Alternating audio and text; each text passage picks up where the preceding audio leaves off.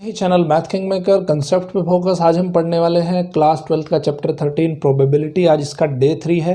Day 1 और day 2 हम already discuss कर चुके हैं, तो उसको हम यहाँ डिस्कस नहीं करने वाले हैं। अगर आपने अभी तक डे 1 और डे 2 नहीं देखा है तो मेरे चैनल पे जाके प्लीज़ आप डे 1 डे 2 देखिए, तो ये लेक्चर आपको बहुत अच्छे से समझ में आने वाला है। ठीक है, इसके अंदर क्या सबसे पहला टॉपिक है हमारा डिस्कशन का, वो टॉपिक है हमारा रैंडम वेरिएबल।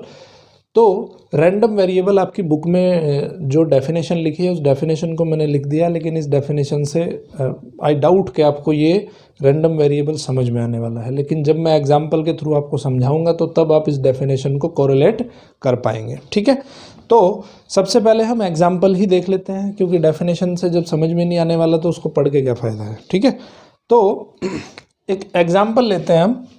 जैसे मान लेते हैं कि टॉसिंग 2 कॉइन्स का एक सैंपल स्पेस ले लिया हमने, टॉसिंग ऑफ 2 कॉइन्स। ठीक है, टॉसिंग ऑफ 2 कॉइन्स, उसका सैंपल स्पेस क्या बनेगा? सैंपल स्पेस बनेगा दोनों हेड आ सकते हैं, हेड टेल हो सकता है, टेल हेड हो सकता है और टेल टेल हो सकता है। ठीक है, ओके। तो अब इसमें अगर मैं एक फंक्शन डिफाइन कर दूं, रैंडम वेरिएबल क्या है? एक फंक्शन है जो कि क्वेश्चन के अकॉर्डिंग हो सकता है। तो x की वैल्यू मैं क्या बता दूं आपको? x की वैल्यू बता दूं मैं नंबर ऑफ हेड्स। ठीक है, तो किसी सैंपल स्पेस में ये जो डिफाइन किया है फंक्शन, इस डेफिनेशन के अकॉर्डिंग उसकी वैल्यूज़ क्या क्या हो सकती है, उसको कहते हैं हम रैंडम वेरिएबल। ठीक है, तो नंबर ऑफ हेड्स आपके सैंपल स्पेस में कितने कितने हो सकते हैं? नंबर ऑफ हेड्स हो सकते हैं आपके सैंपल स्पेस में 0। देखो, इस वाली सिंपल इवेंट के अंदर कोई भी हेड नहीं है, तो वहाँ पे 0 भी हो सकता है एक पॉसिबिलिटीज़। और हेड कितने हो सकते हैं? 1 हो सकते हैं। इसके और इसके अंदर हेड कितने हैं? 1 है। इसके अंदर हेड कितने हैं? यहाँ पे 2 है। समझ में आई बात? तो यहाँ पे हम ये भी कह सकते हैं कि ये x जो है वो है नंबर ऑफ पॉसिबिलिटीज़। ठीक है, नंबर ऑफ पॉसिबिलिटीज़ जो भी आपने डेफिनेशन यहाँ पे दी है, जिस तरह से भी आपने x को डिफाइन किया है, number of possibilities in which x defined. ठीक है, जो रैंडम वेरिएबल जिस फंक्शन के थ्रू डिफाइन किया गया है उसको, वो नंबर ऑफ पॉसिबिलिटीज़ को कहते हैं हम रैंडम वेरिएबल। ओके, तो ऐसा नहीं है कि रैंडम वेरिएबल प्लस ही हो सकता है, और आगे देख लेते हैं रैंडम वेरिएबल माइनस भी हो सकता है। जैसे फॉर एग्जांपल, अब की बार x हमने दिया नंबर ऑफ हेड, अब की बार मैं x को दे देता हूँ कि number of heads minus number of tails, number of heads minus number of tails, ये भी हम लिख सकते हैं। तो यहाँ पे x की वैल्यू क्या हो जाएगी? देखो, नंबर ऑफ हेड्स कितने हैं यहाँ पे? 2 हैं, है ना। और नंबर ऑफ टेल कितनी है यहाँ पे? 0 है इसके अंदर। तो नंबर ऑफ हेड कितने हैं? 2 हैं। नंबर ऑफ टेल कितनी है? 0 है। तो x की वैल्यू यहाँ पे 2 हो सकती है ना। पहली कंडीशन 2 हो सकती है। अब इनके अकॉर्डिंग देख लो, number of head minus number of tail अगर हम लिखना चाहें तो यहाँ पे नंबर ऑफ हेड कितना है? 1 है। नंबर ऑफ टेल कितना है? 1 है। तो आंसर कितना आया? 0 आया। तीसरी कंडीशन देख लेते हैं, इसमें नंबर ऑफ हेड कितने हैं? 0 है। नंबर ऑफ टेल कितने हैं? 2 हैं। तो आंसर कितना आया? -2 आया। ठीक है, तो यहाँ पे जो x हो सकता है, x की वैल्यू कितनी हो सकती है? -2 हो सकती है, 0 हो सकती है और +2 हो सकती है। ठीक है, देखो वैसे तो आप इसको कैसे भी लिख सकते हो, 0 -2 2, लेकिन देखने में अच्छा लगता है अगर हम उसको असेंडिंग ऑर्डर में या डिसेंडिंग ऑर्डर में लिखते हैं तो। ठीक है, अब देखिए, अब डेफिनेशन समझने की कोशिश करते हैं हम। x की रैंडम वेरिएबल को डिनोट कर रहे हैं कैपिटल X से, तो a real valued function whose domain is the sample space. ये जो x की जो डोमेन होगी, ठीक है, x की जो वैल्यूज होगी, real valued function whose domain, इसकी जो डोमेन होगी is the sample space of a random experiment. Sample space के अंदर से ही x की वैल्यू आपको मिलने वाली है। ठीक है, according to a particular definition, according to a particular function उसने दिया होगा। ठीक है, तो अब ये एक्चुअली है क्या? It is a number defined according to the question. ये एक नंबर के फॉर्म में आएगा, आपका x की वैल्यू जो आएगी वो नंबर की फॉर्म में आएगी, ठीक है। और कैसा नंबर आएगा वो क्वेश्चन में डिफाइन किया होगा, जैसे हमने यहाँ पे डिफाइन किया है नंबर ऑफ हेड्स। तो चेक कर लेंगे भाई नंबर ऑफ हेड्स आपके सिंपल इवेंट के अंदर कितने कितने नंबर ऑफ हेड पॉसिबल हो सकते हैं, ठीक है। दूसरा हमने डिफाइन किया कि number of heads minus number of tails. तो हर एक सिंपल इवेंट में जाके हम चेक करेंगे कि कितने नंबर, क्या क्या नंबर जो है पॉसिबल है हर एक सिंपल इवेंट के लिए, ठीक है। तो उसका जो सेट बनेगा उस सेट को कहते हैं हम रैंडम वेरिएबल। समझ आई बात। तो यहाँ पे जो एक सेट बना आपका, यहाँ पे 0 1 2 सेट बना, यहाँ पे आपका -2 0 2 सेट बना, तो इसको कहेंगे हम it is A random variable, ठीक है। अभी हम इसको समझने की कोशिश करेंगे कुछ एग्जांपल्स के थ्रू, और भी क्लैरिटी आ जाएगी आपको इसमें, ठीक है। क्योंकि देखो अगर ये चीज़ आपको समझ नहीं आई तो फिर चैप्टर पढ़ने का कोई फ़ायदा नहीं है। तो हम एग्जांपल्स के थ्रू उसको समझेंगे। एग्जाम्पल आपकी बुक में से ले लेते हैं। एग्जाम्पल नंबर 22 एग्जाम्पल क्या कहता है कि a person plays a game of tossing a coin thrice. तो सबसे पहले जब उसने, हमें यहाँ पे रैंडम वेरिएबल की जब बात होती है तो सबसे पहले हमें सैम्पल स्पेस लिखना पड़ता है।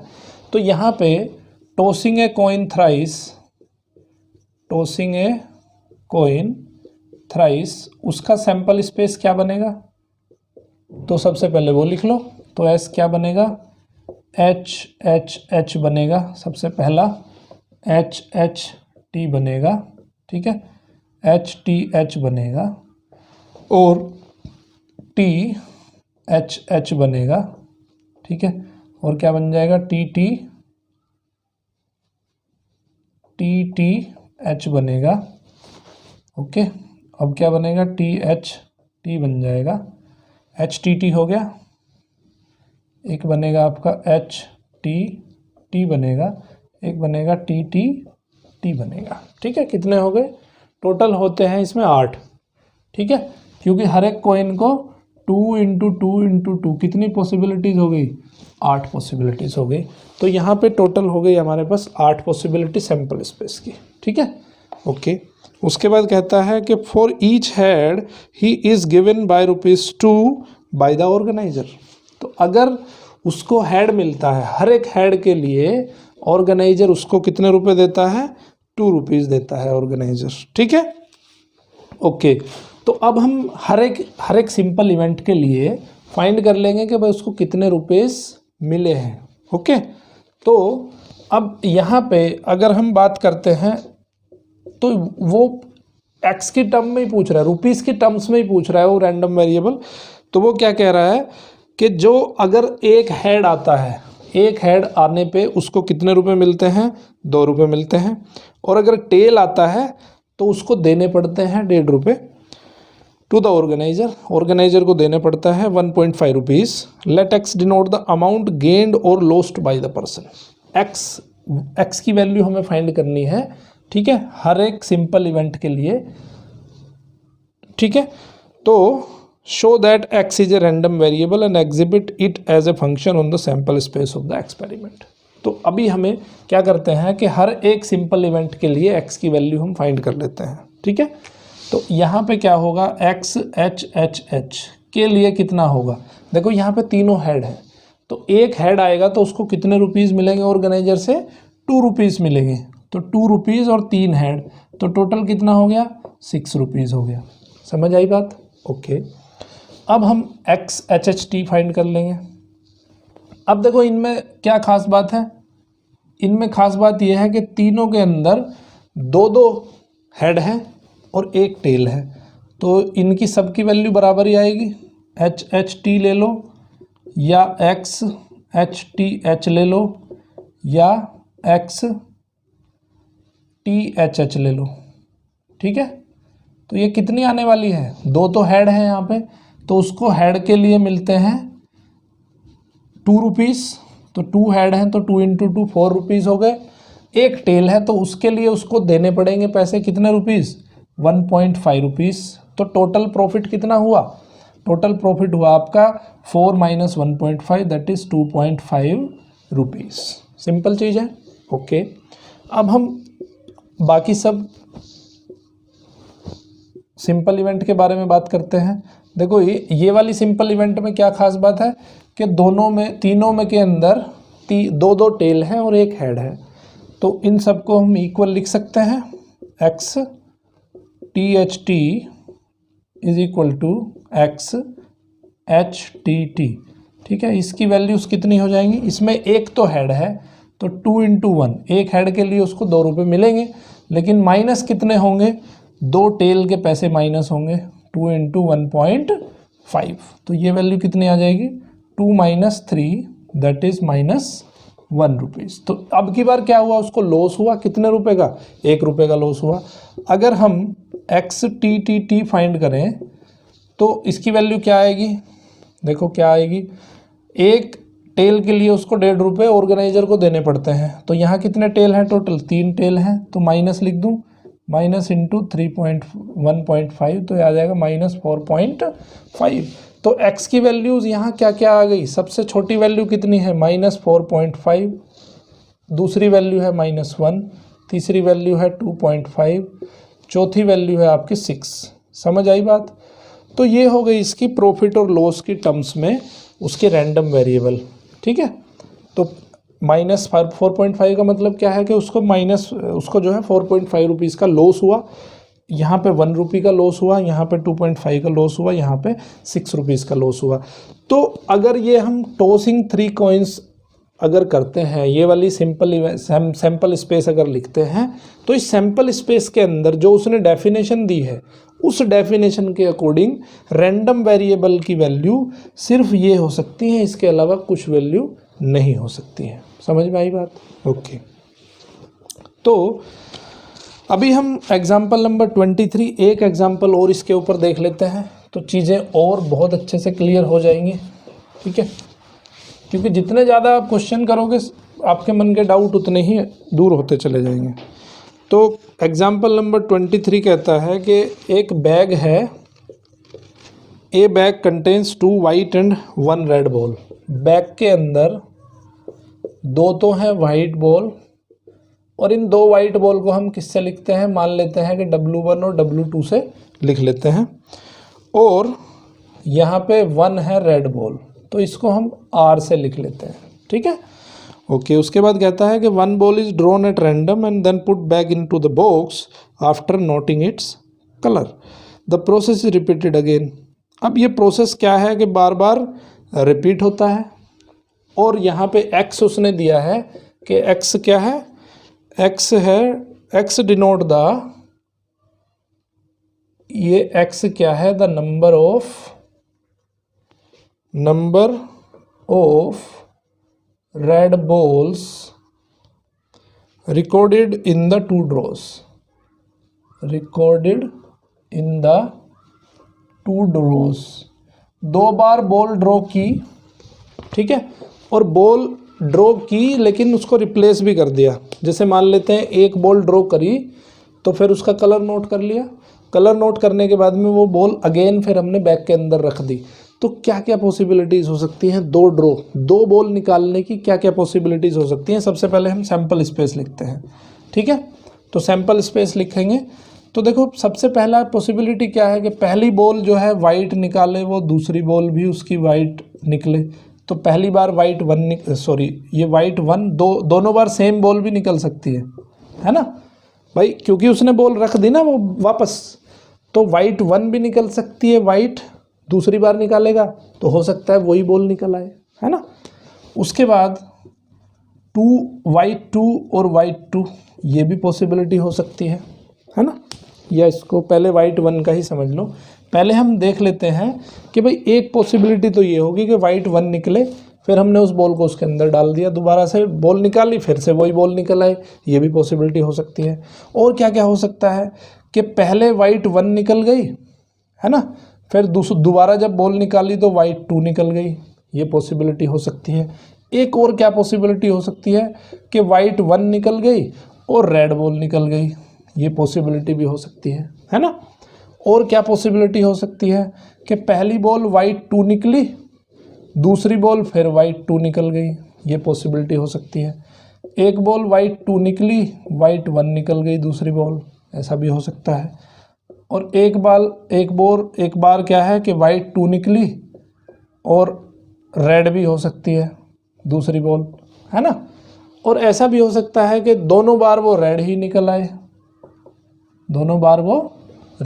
आए, पहली बार रेड निकली, दूसरी बार फिर अगेन रेड निकल गई। तो 2 पॉसिबिलिटीज़ और हो सकती हैं कि रेड रेड हो गई, एक रेड वाइट 1 पॉसिबिलिटी हो गई और एक रेड वाइट 2 पॉसिबिलिटीज़ हो गई। तो ये हो गया आपका सैंपल स्पेस। समझ गए बात? सैंपल स्पेस ये बना। अभी हमें क्या करना है कि x की वैल्यू क्या लेनी है, the number of red balls recorded in the 2 ड्रॉस। तो अब यहाँ पे देखो आपका x की वैल्यू क्या हो सकती है। x की वैल्यू अगर हम इसकी बात करें W1 W2, देखो इनमें किसी में भी रेड नहीं है, देखो ये वाले में रेड नहीं है ना।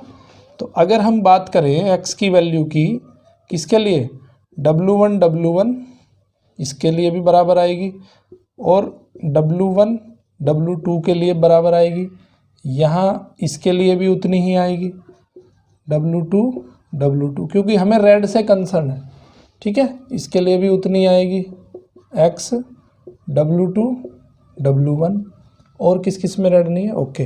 तो इन सब की वैल्यू कितनी आएगी, 0 आएगी, क्योंकि यहाँ पे रेड बॉल है ही नहीं किसी के अंदर भी। दूसरा हम वो ले लेते हैं जिसके अंदर एक एक रेड बॉल है, तो X W1R एक इवेंट ये हो गई। दूसरी इवेंट X W2R एक दूसरी इवेंट ले लो आप, X R W1, ठीक है। एक ले लो X R W2। तो यहाँ पे नंबर ऑफ रेड बॉल कितनी है, सब में 1 है, ठीक है। एक दूसरा भी ले सकते हो आप, क्या, X R R, यही बच गया ना बस। तो इसमें नंबर ऑफ रेड बॉल्स कितनी हैं, 2 है। तो यहाँ पे आप क्या देख रहे हो कि जो X का जो सेट बना वो क्या बना, 0 1 2 बना। समझ गए बात? तो ये कहानी है रैंडम वेरिएबल की। रैंडम वेरिएबल जो है आपका, जो क्वेश्चन में डिफाइन किया हो उसने फंक्शन, उस फंक्शन के अनुसार हमारी वैल्यूज़ क्या क्या हमें मिलती हैं, उनको कहते हैं हम रैंडम वेरिएबल। और रैंडम वेरिएबल की खास बात है कि ये एक नंबर होना जरूरी है। तो रैंडम वेरिएबल आई होप कि आपको समझ आया होगा। अब रैंडम वेरिएबल के बाद हम जो टॉपिक पढ़ने वाले हैं वो पढ़ने वाले हैं probability distribution of random variable. Definition यहाँ पे मैं लिखने नहीं वाला हूँ, आपको बहुत आसानी से चीज़ें समझ में आ जाएंगी। सबसे पहला काम क्या है, हमने वही एग्जाम्पल ले लिया पुराने वाला कि ये सैम्पल स्पेस है और इसमें हमने दे दिया कि x is equal to number of heads, ठीक है। अब इसके लिए हमें प्रोबेबिलिटी डिस्ट्रीब्यूशन जो है टेबल बनानी है। तो प्रोबेबिलिटी डिस्ट्रीब्यूशन टेबल का मतलब क्या है कि x की हर एक वैल्यू के लिए करस्पॉन्डिंग प्रोबेबिलिटी क्या होगी, वो चीज़ हमें फाइंड करनी है। समझ गए बात को? तो x की वैल्यू जब 0 है, 0 का मतलब क्या है कि उसके अंदर कोई भी हेड नहीं है ना। तो उसकी प्रोबेबिलिटी क्या है, उस बात की क्या प्रोबेबिलिटी है कि 0, जब x के पास कोई भी हेड नहीं है तो उस बात की कितनी प्रोबेबिलिटी है, तो सिर्फ यही एक कंडीशन है। तो इसका मतलब कितनी प्रोबेबिलिटी आ गई, ये टी होने की प्रोबेबिलिटी क्या आ गई, या हम इसको ऐसे भी लिख सकते हैं कि पी होने की क्या प्रोबेबिलिटी है, क्या प्रोबेबिलिटी है, फेवर में 1 है, टोटल इवेंट यहाँ पे हमारे 4 हैं, तो इसकी जो प्रोबेबिलिटी आ गई वो कितनी आ गई, 1/4। ऐसे इवेंट जिसमें हेड एक बार आया हो वो कौन से इवेंट हैं, ये दोनों इवेंट हैं। तो यहाँ पे फेवरेबल कंडीशन हो गई हमारे पास, तो यहाँ पे लिख सकते हैं PHT और PHT और TH। समझ गए बात? इनकी प्रोबेबिलिटी क्या होगी, इनकी प्रोबेबिलिटी आएगी आपकी 2/4। ये हमने पहले ही आपको सिखा चुके हैं कैसे प्रोबेबिलिटी निकालते हैं, तो अगर नहीं समझ में आ रहा है तो पीछे वाले लेक्चर आप जाके देखो। तो ये हो जाएगा 1/2, ठीक है।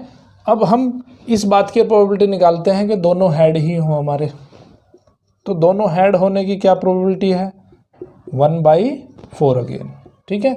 तो ये हुआ आपका प्रोबेबिलिटी डिस्ट्रीब्यूशन टेबल। समझ गए बात?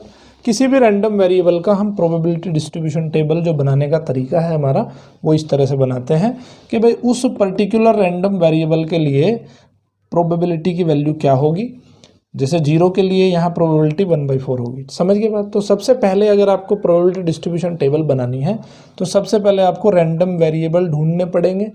किसी भी इवेंट के रैंडम वेरिएबल ढूंढोगे अकॉर्डिंग टू द क्वेश्चन, जो क्वेश्चन में दिया होगा। उसके बाद उसकी जो रेस्पेक्टिव प्रोबेबिलिटी होगी उसको उसके नीचे लिख दोगे, तो आपका प्रोबेबिलिटी डिस्ट्रीब्यूशन टेबल यहाँ पे रेडी हो जाएगा। ठीक है। अब और इसको ज़्यादा अच्छे से समझने के लिए हम कुछ एग्जाम्पल स्टडी करते हैं। तो एग्जाम्पल के थ्रू आपको ये पूरी की पूरी चीज़ समझ में आ जाएगी। मेनली काम हमारा है प्रोबेबिलिटी डिस्ट्रीब्यूशन टेबल में हमें टेबल बनाना है। ठीक है। तो एक एग्जाम्पल पकड़ लेते हैं, एग्जाम्पल नंबर 24। तो 24th एग्जाम्पल क्या कहता है, एग्जाम्पल नंबर 24 इसमें कहता है कि 2 cards are drawn successively with replacement. With replacement का मतलब क्या है कि एक कार्ड निकाला और उसको निकालने के बाद उसको चेक कर लिया कि भाई कौन सा कार्ड है, अगेन फिर उसको हमने पुट कर दिया उसी के अंदर। तो 52 के 52 कार्ड ही रहेंगे, चाहे पहला कार्ड निकालो आप वो भी 52 कार्ड्स में से ही निकालोगे और दूसरा कार्ड भी आप 52 कार्ड्स के अंदर से ही निकालोगे। ठीक है। तो अब क्वेश्चन में क्या है, एक्स कैसे डिफाइन किया है उसने वो देख लो। 2 cards are drawn successively with replacement from a well shuffled deck of 52 cards, find the probability distribution of the number of aces. तो एक्स की वैल्यू क्या है यहाँ पे, नंबर ऑफ एसीज। एक्स कैसे डिफाइन किया है, नंबर ऑफ एसीज। कितने ड्रॉ हैं, 2 ड्रॉ हुए हैं, 2 कार्ड ड्रॉ करे हैं, एक फर्स्ट ड्रॉ हुआ है और एक सेकंड ड्रॉ हुआ है। ठीक है।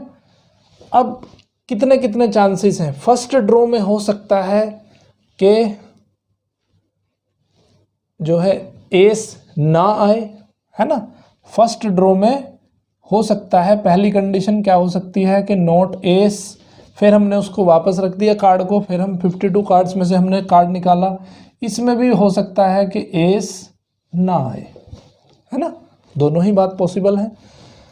तो ये हो गई आपकी पहली कंडीशन। दूसरी कंडीशन क्या हो गई, दूसरी कंडीशन में मान लेते हैं कि इसमें एस आ गया और इसमें एस नहीं आया।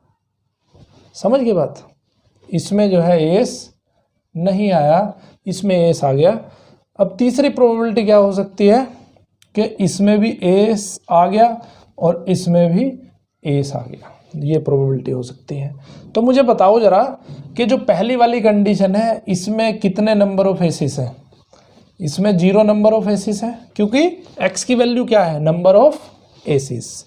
यहाँ पे कितने एस आए हैं, एक, इसके अंदर आया, इसके अंदर नहीं आया। कितने एसिस आए, एक। इसमें कितने एसिस हैं, यहाँ पे है टोटल 2 एसिस। समझ गए बात। देखिए x की वैल्यू क्या क्या हो सकती है, x की वैल्यू हो सकती है आपके पास या तो 0 हो सकती है या 1 हो सकती है या 2 हो सकती है। ठीक है। अब इनके लिए क्या करना है हमें कि इनके करस्पॉन्डिंग जो है प्रोबेबिलिटी फाइंड करनी है। ओके। तो यहाँ पे x की वैल्यू लिखो और यहाँ पे प्रोबेबिलिटी ऑफ x लिखो। तो जब कोई भी एस ड्रॉ नहीं होता है तब क्या प्रोबेबिलिटी है, जब 1 एस ड्रॉ होता है तब क्या प्रोबेबिलिटी है, और जब दोनों एस ड्रॉ होते हैं तब क्या प्रोबेबिलिटी है। तो अगर 52 कार्ड्स हैं आपके पास, 52 कार्ड्स में से कोई भी एस नहीं होता है, उसकी प्रोबेबिलिटी क्या से निकालेंगे, तो बिना एस के जो कितने कार्ड होते हैं, 48 कार्ड्स होते हैं, क्योंकि 4 एसेस होते हैं। तो यहाँ पे जो प्रोबेबिलिटी आ जाएगी, नॉट एस की प्रोबेबिलिटी आ जाएगी 48/52, और इसमें भी एस नहीं है तो इसकी प्रोबेबिलिटी कितनी आ जाएगी, 48/52। ठीक है।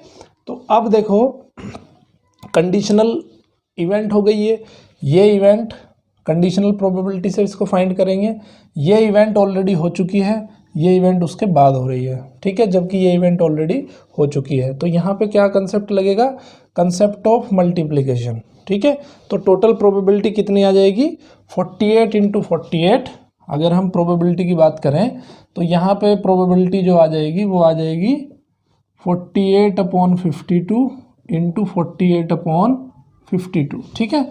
सो ये हो जाएगा आपका 4 से कट हो जाएगा ये, तो ये 12 आ जाएगा, ये आ जाएगा 13, ये 12 आ जाएगा, ये आ जाएगा 13। तो कितना हो गया, 144/169 हो जाएगा, 144/169 9 हो जाएगा। ठीक है, अब एस आने की प्रोबेबिलिटी क्या है भाई, 4 कार्ड हैं आपके पास, 4 में से तो 4 हो गए यहाँ पे फेवरेबल और 52 हो गए टोटल, तो कितनी प्रोबेबिलिटी हो गई 1/13 की प्रोबेबिलिटी हो गई, एस आने की प्रोबेबिलिटी हो गई 1/13, है ना।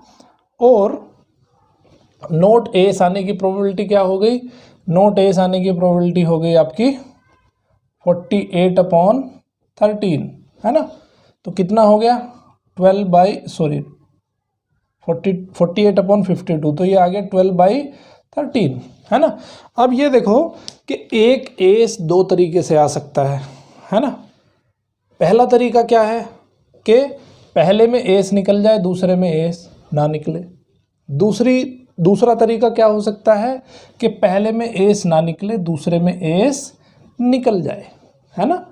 तो अब ये दोनों इवेंट कैसी हैं, ये दोनों म्यूचुअली एक्सक्लूसिव इवेंट है भाई, या तो ये हो सकता है या वो दूसरे वाली जो बताई मैंने कंडीशन वो हो सकती है। तो अगर ये कंडीशन होती है तो इसकी प्रोबेबिलिटी क्या आ गई 12/169, तो इसकी जो प्रोबेबिलिटी आ जाएगी वो प्रोबेबिलिटी कैसी आएगी कि भाई एक कॉम्बिनेशन तो ये बन रहा है कि एस नॉट एस, ठीक है, दूसरा कॉम्बिनेशन बन रहा है कि पहले वो एस ना हो और दूसरे में एस निकल आए, ठीक है। तो इसकी प्रोबेबिलिटी क्या होगी, इसकी प्रोबेबिलिटी प्लस इसकी प्रोबेबिलिटी, है ना भाई, या तो ऐसे हो सकता है या ऐसे हो सकता है। तो जब या बीच में आता है तो हम क्या करते हैं, प्रोबेबिलिटीज को ऐड करते हैं, क्योंकि ये म्यूचुअली एक्सक्लूसिव इवेंट्स हैं, या तो ये हो सकता है या ये हो सकता है। तो इसकी प्रोबेबिलिटी क्या है, इसकी प्रोबेबिलिटी आ गई आपकी 12/169, और इसकी भी इतनी आएगी 12/169, तो दोनों को ऐड करेंगे तो कितना होगा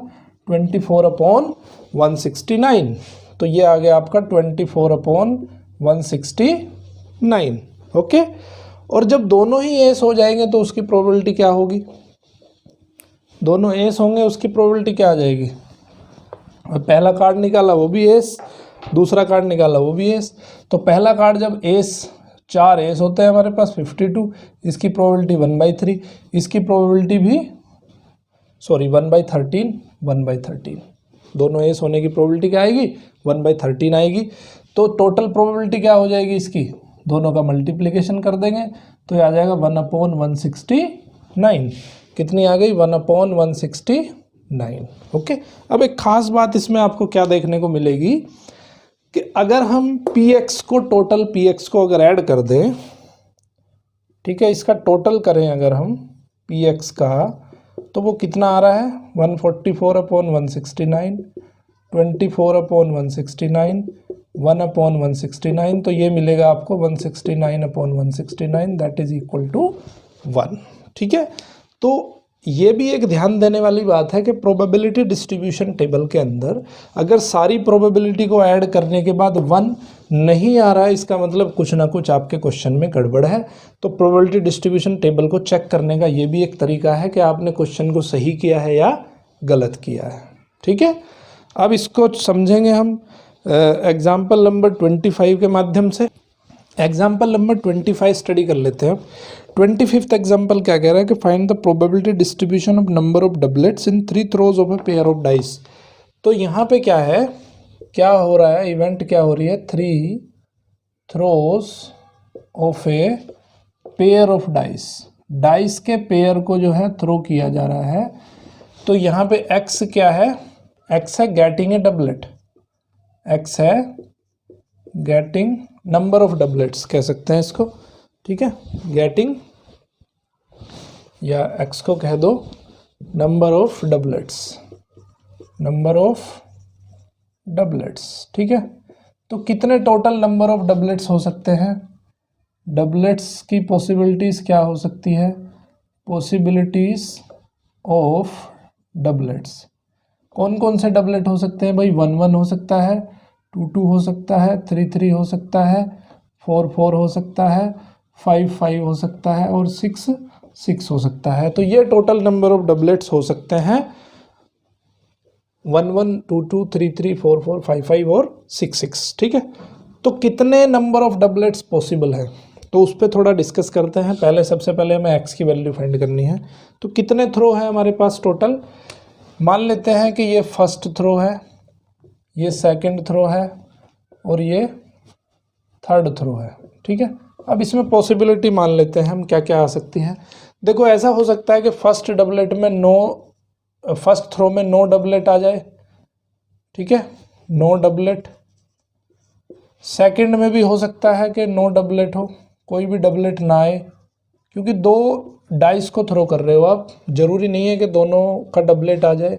इसमें भी हो सकता है डबलेट ना आए, इसमें भी डबलेट ना आए, ठीक है। तो टोटल नंबर ऑफ डबलेट्स कितने हो गए यहाँ पे हम लिख देते हैं एक्स की वैल्यू। एक्स क्या है, एक्स तो वही है ना टोटल नंबर ऑफ डबलेट्स, तो यहाँ पे एक्स की वैल्यू कितनी आ गई, 0 आ गई, है ना। अब ऐसा हो सकता है कि भाई फर्स्ट थ्रो में डबलेट आ जाए, ठीक है, सेकंड थ्रो में डबलेट ना आए और थर्ड थ्रो में भी डबलेट ना आए, ऐसा भी हो सकता है ना। लेकिन डबलेट जो है कितने आ सकते हैं, फर्स्ट थ्रो में कुछ भी नहीं आया, दूसरी थ्रो में सिंगल आया। अब ऐसा भी हो सकता है कि फर्स्ट थ्रो में आपको डबलेट ना मिले, नो डबलेट, ठीक है, और यहाँ पे डबलेट मिल जाए और यहाँ पे कोई भी डबलेट ना मिले आपको, ठीक है। तो दोनों ही केस में कितना नंबर आया, दोनों ही केस में नंबर ऑफ डबलेट कितने हैं, 1 है। ऐसा भी हो सकता है कि यहाँ पे आपको कोई भी डबलेट ना मिले और यहाँ पे भी आपको डबलेट ना मिले, ठीक है, बट यहाँ पे आपको डबलेट मिल जाए। समझ गए बात। तो तीनों ही कंडीशन में x की वैल्यू कितनी आ जाएगी, 1 आ जाएगी। अब और भी पॉसिबिलिटी हो सकती है, जब आप 2 डबलेट मिल सकते हैं आपको, तो कैसा हो सकता है वहाँ पे कि यहाँ पे डबलेट नहीं मिला, यहाँ पे डबलेट मिल गया आपको, यहाँ पे डबलेट मिल गया आपको, यहाँ पे डबलेट नहीं मिला, है ना। दूसरी क्या कंडीशन हो सकती है कि यहाँ पे डबलेट मिल गया, यहाँ पे नहीं मिला और यहाँ पे फिर डबलेट मिल गया, दूसरी कंडीशन ये हो सकती है। तीसरी कंडीशन क्या हो सकती है कि यहाँ पे डबलेट नहीं मिला, यहाँ पे डबलेट मिल गया और एक डबलेट आपको यहाँ पे मिल गया। क्या इनसे अलग कोई कंडीशन हो सकती है? तो मैक्सिमम कितनी डबलेट यहाँ पे मिल रही है आपको, 2 डबलेट मिल रही है। ऐसी पॉसिबिलिटीज़ कितनी हैं, ऐसे नंबर ऑफ केसेस कितने हैं यहाँ पे, x की वैल्यू कितनी हो सकती है यहाँ पे, 2 हो सकती है। मतलब नंबर ऑफ डबलेट कितने आए यहाँ पे आपके पास कितने आए, 2 आए। ऐसी भी पॉसिबिलिटी हो सकती है कि पहले में भी डबलेट, दूसरे में भी डबलेट, तीसरे में भी डबलेट। तो इसका मतलब कितने नंबर ऑफ डबलेट आ गए आपके पास, 3 आ गए। समझ में आई बात। तो x की वैल्यू क्या क्या हो सकती है, 0 हो सकती है, 1 हो सकती है, 2 हो सकती है और 3 हो सकती है। अब आपको करनी है यहाँ पे प्रोबेबिलिटी डिस्ट्रीब्यूशन टेबल बनानी है। तो सबसे पहले तो हमें ये पता होना चाहिए कि डबलेट बनने की कितनी प्रोबेबिलिटी है। तो हम प्रोबेबिलिटी ऑफ गेटिंग डबलेट कितनी है, देखो जब 2 डाइस थ्रो करते हैं, पेयर ऑफ डाइस थ्रो कर रहे हैं ना, तो सिंगल थ्रो में डबलेट अचीव करने की प्रोबेबिलिटी क्या है, इतने जो है डबलेट हो सकते हैं। तो ये फेवरेबल इवेंट हो गई। और टोटल इवेंट 2 डाइस को थ्रो करोगे तो उसकी कितने तरीके से थ्रो हो सकता है, वो 36 मेथड हो सकते हैं उस पर थ्रो करने के। तो कितनी प्रोबेबिलिटी आ गई डबलेट अचीव करने की, 1/6 आ गई। और प्रोबेबिलिटी ऑफ नो डबलेट, जब डबलेट नहीं मिला, इसको हमने कॉम्प्लीमेंट्री से दिखा दिया। Probability of not getting doublet कितना आ जाएगा, 1/6। तो इसको मैं लिख देता हूँ 5/6। समझ में आई बात, ओके। अब देखो यहाँ पे डबलेट नहीं आया है, तो इसका मतलब इसकी प्रोबेबिलिटी क्या हो जाएगी, 5/6 आ जाएगी। इसकी प्रोबेबिलिटी कितनी हो जाएगी, 5/6 हो जाएगी। इसकी प्रोबेबिलिटी कितनी हो जाएगी, 5/6 आ जाएगी। तो x के करस्पॉन्डिंग प्रोबेबिलिटी क्या आ जाएगी, तीनों कैसे इवेंट है, तीनों इंडिपेंडेंट इवेंट है। तो मल्टीप्लिकेशन, जो प्रोबेबिलिटी मल्टीप्लिकेशन थ्योरम है वो क्या कहती है कि इसके अकॉर्डिंग जो प्रोबेबिलिटी होगी वो तीनों को मल्टीप्लाई करके जो आंसर आएगा वो हो जाएगी आपकी रैंडम वेरिएबल x पे जो प्रोबेबिलिटी होगी, ठीक है। इसका मतलब क्या है कि P0 कितना आ जाएगा, P0 आ जाएगा 5/6, 5/6 इंटू 5/6, तो दैट इज 125/216। तो ये हो गया इसका ये वाली प्रोबेबिलिटी x के 0 के लिए प्रोबेबिलिटी। अब P1 पे प्रोबेबिलिटी निकाल लो। P1 का मतलब क्या है कि आपको जो है एक डबलेट मिलेगा, 2 डबलेट नहीं मिलेंगे, ठीक है। तो पहले वाले की प्रोबेबिलिटी क्या हो गई, तो इसको निकाल लोगे आप, डबलेट मिलने की प्रोबेबिलिटी 1/6, ये आ गई 5/6, ये भी आ गई 5/6, है ना।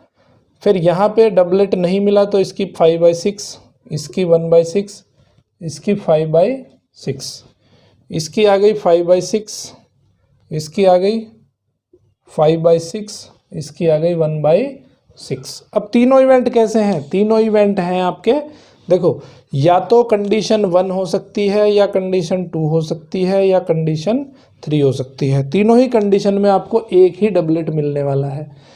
तो प्रोबेबिलिटी में जाओ थोड़ा बैक, या तो इवेंट 1 हो सकती है, या इवेंट 2 हो सकती है, या इवेंट 3 हो सकती है। तीनों कैसी इवेंट हैं, म्यूचुअली एक्सक्लूसिव इवेंट है। तो तीनों की प्रोबेबिलिटी को प्लस करेंगे तब आपको इस पूरी इवेंट की प्रोबेबिलिटी मिलेगी, है ना। तो यहाँ पे कितना लिखे हम, 25 इंटू 1, 25/216। कितनी बार ऐड करना पड़ेगा हमें, 3 बार ऐड करना पड़ेगा। तो यहाँ जो P1 आ जाएगा वो आ जाएगा 3 इंटू 25/216, तो ये कितना हो जाएगा 75/216, ये आ गया आपका P1, ठीक है। अब P2 निकालोगे, P2 कैसे निकालेंगे, अब यहाँ पे भी देखो 3 पॉसिबिलिटीज़ हैं, है ना। तो इन तीनों के लिए जब डबलेट होता उसकी प्रोबेबिलिटी 1/6, इसकी प्रोबेबिलिटी 1/6, इसकी प्रोबेबिलिटी 5/6। इसको 3 बार, इसको पहले मल्टीप्लाई करेंगे सेम वे जैसे हमने ऊपर किया है, तो ये हो जाएगा 5/216। कितनी बार ऐड करना पड़ेगा, 3 बार ऐड करना पड़ेगा।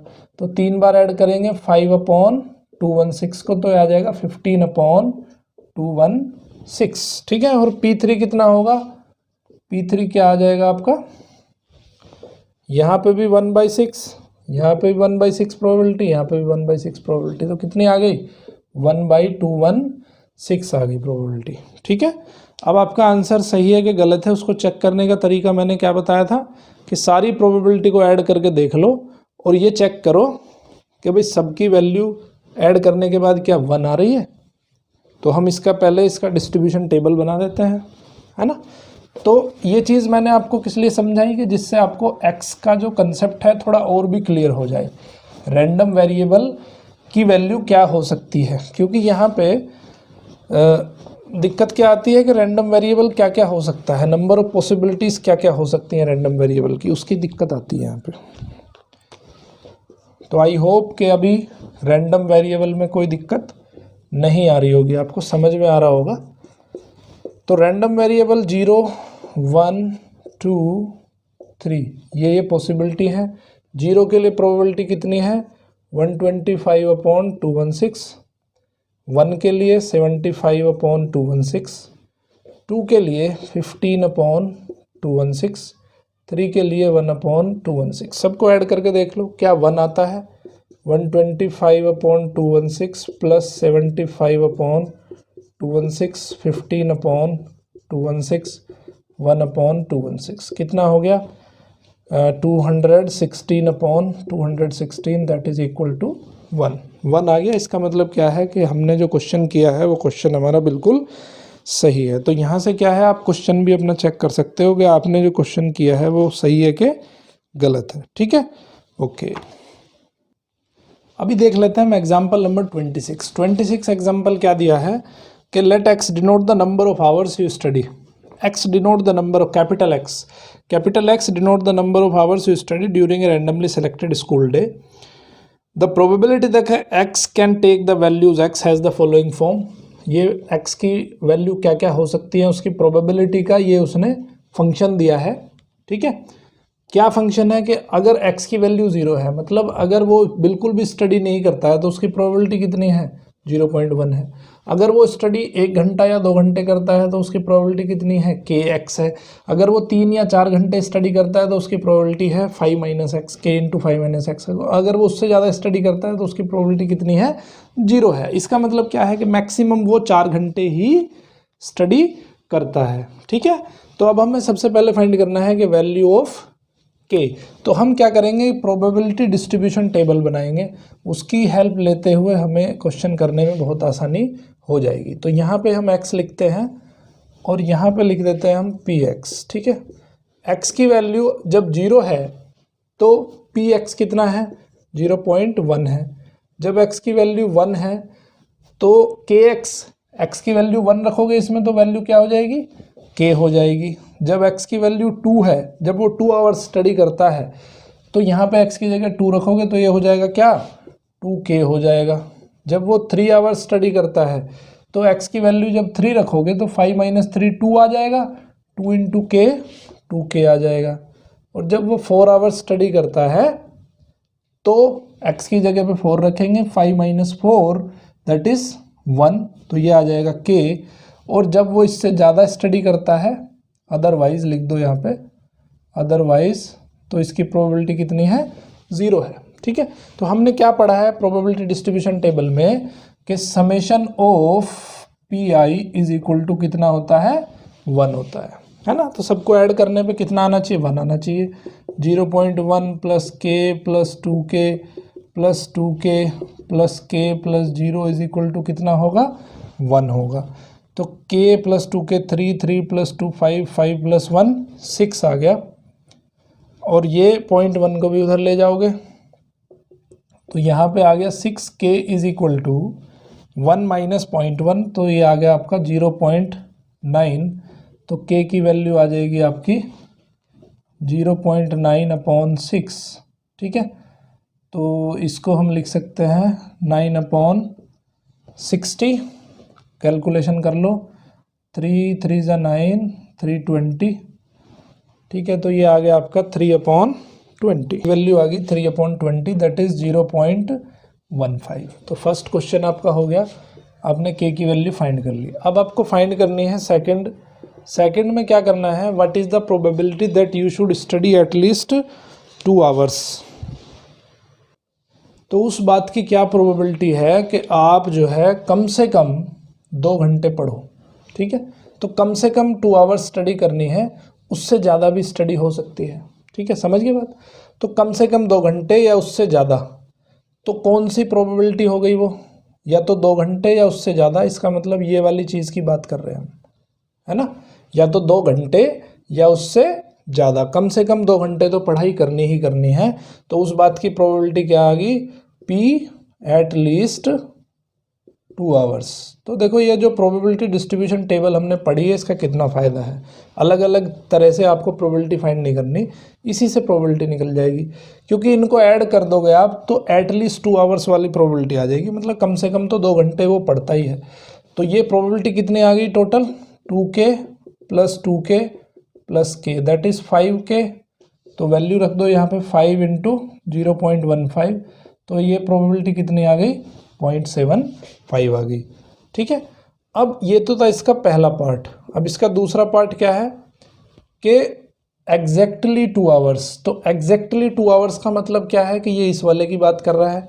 तो P ऑफ एग्जैक्टली 2 आवर्स, तो एग्जैक्टली 2 आवर्स का मतलब क्या है कि इसकी प्रोबेबिलिटी तो वो कितनी है, 2k है। तो 2 × 0.15 कितना आ गया, 0.30। समझ के बात, कितना आ गया, 0.30। ओके, अब उसके बाद क्या है, C है। C क्या कह रहा है, एट मोस्ट 2 आवर्स, मतलब मैक्सिमम वो 2 घंटे ही स्टडी करता है। तो मैक्सिमम 2 घंटे स्टडी करता है, इसका मतलब ये वाली चीज़ ऐड हो जाएगी, 2 घंटे या उससे कम। तो P of at most 2 hours, at most और एट लीस्ट का मतलब समझ लो आप। एट लीस्ट मतलब कम से कम इतनी स्टडी करते हैं, उससे ज़्यादा भी कर सकता है। एट मोस्ट मतलब उतना ही मैक्सिमम स्टडी कर सकता है। तो एट मोस्ट 2 आवर्स तो ये वाली जो प्रोबेबिलिटी है सब ऐड हो जाएगी, तो कितनी हो जाएगी 0.1 प्लस के प्लस 2k कितना हो जाएगा 3k। तो 0.1 प्लस 3k कितना हो गया 3 इंटू 0.15, तो ये हो जाएगा 0.1 प्लस 0.45 या हो जाएगा ये 0.55। ठीक है, तो इस तरह से आपने जो है प्रोबेबिलिटी डिस्ट्रीब्यूशन टेबल की हेल्प लेते हुए आपने फाइंड कर दी उसकी प्रोबेबिलिटी। ठीक है, ये इसका प्रैक्टिकल यूज़ है प्रोबेबिलिटी डिस्ट्रीब्यूशन टेबल का विद रैंडम वेरिएबल। हम जानेंगे मीन के बारे में। ठीक है, मीन या एक्सपेक्टेशन ऑफ एक्स क्या होता है। जैसे देखो उसमें जाओ आप वापस स्टैटिस्टिक्स के अंदर, तो स्टैटिस्टिक्स के अंदर मीन का मतलब क्या होता था। मीन का मतलब होता था कि भाई टोटल जो डाटा है उसको ऐड कर दिया अपॉन जितना नंबर ऑफ डाटा है उस नंबर से उसको डिवाइड कर दिया, तो इस तरह से आ जाता था आपका मीन। ठीक है, लेकिन प्रोबेबिलिटी के अंदर क्या होता है, प्रोबेबिलिटी के अंदर ऑलरेडी आपके जो टोटल आउटकम्स हैं उनको ऑलरेडी हम डिवाइड करके रखते हैं, है ना भाई। प्रोबेबिलिटी कैसे निकालते हैं, प्रोबेबिलिटी जब हम निकालते हैं तो वहाँ पे लिखते हैं कि favourable outcomes upon total outcomes. ठीक है, ये हम जो है प्रोबेबिलिटी को लिख देते हैं। तो यहाँ पे जो आप देख रहे हो मीन की जगह पे हमने क्या लिखा है, मीन की जगह पे लिखा है हमने पी आई और एक्स आई दोनों को अगर मल्टीप्लाई कर दें तो ये बन जाएगा आपका एक्स का मीन। अब यहाँ पे देखो नंबर ऑफ टोटल आउटकम्स से यहाँ पे हमने डिवाइड करने की हमें ज़रूरत ही नहीं है। क्यों ज़रूरत नहीं है, क्योंकि यहाँ पे पी आई के अंदर टोटल आउटकम से डिवाइड हो चुका है। समझ में आई बात। तो ये चीज़ बिल्कुल मीन जो है आपका मीन निकालने का तरीका वही है जो हमने स्टैटिस्टिक्स के अंदर पढ़ा था, कोई डिफरेंस नहीं है। ठीक है, तो यहाँ पे हो जाएगा पी आई और एक्स आई। तो डिस्ट्रीब्यूशन टेबल हमें पहले बनानी पड़ेगी, प्रोबेबिलिटी डिस्ट्रीब्यूशन टेबल, उसके बाद फिर पी आई और एक्स आई, जो एक्स आई के करस्पॉन्डिंग प्रोबेबिलिटी है उसकी मल्टीप्लाई कर दोगे, सबको ऐड कर दोगे, तो वो आ जाएगा आपका जो है मीन। अब हम इससे रिलेटेड एक एग्जांपल देख लेते हैं तो और पिक्चर आपको क्लियर हो जाएगी। एग्जांपल नंबर 27 एग्जांपल में क्या कहता है कि pair of dice be thrown and the random variable X जो रैंडम वेरिएबल है वो क्या है, the sum of the products of all possible values. तो x क्या है, x be the sum of the numbers that appears on the two dice, appears on the two dice। तो x क्या है, तो यहाँ पे x क्या है, x है sum of the numbers that appear on the two dice. Two dice जब हम थ्रो कर रहे हैं तो उस पे जो सम हमें मिलता है वो है हमारा x। तो जब हम दो डाइस को फेंकते हैं तो मिनिमम नंबर क्या आ सकता है, 1 और 1 आ सकता है।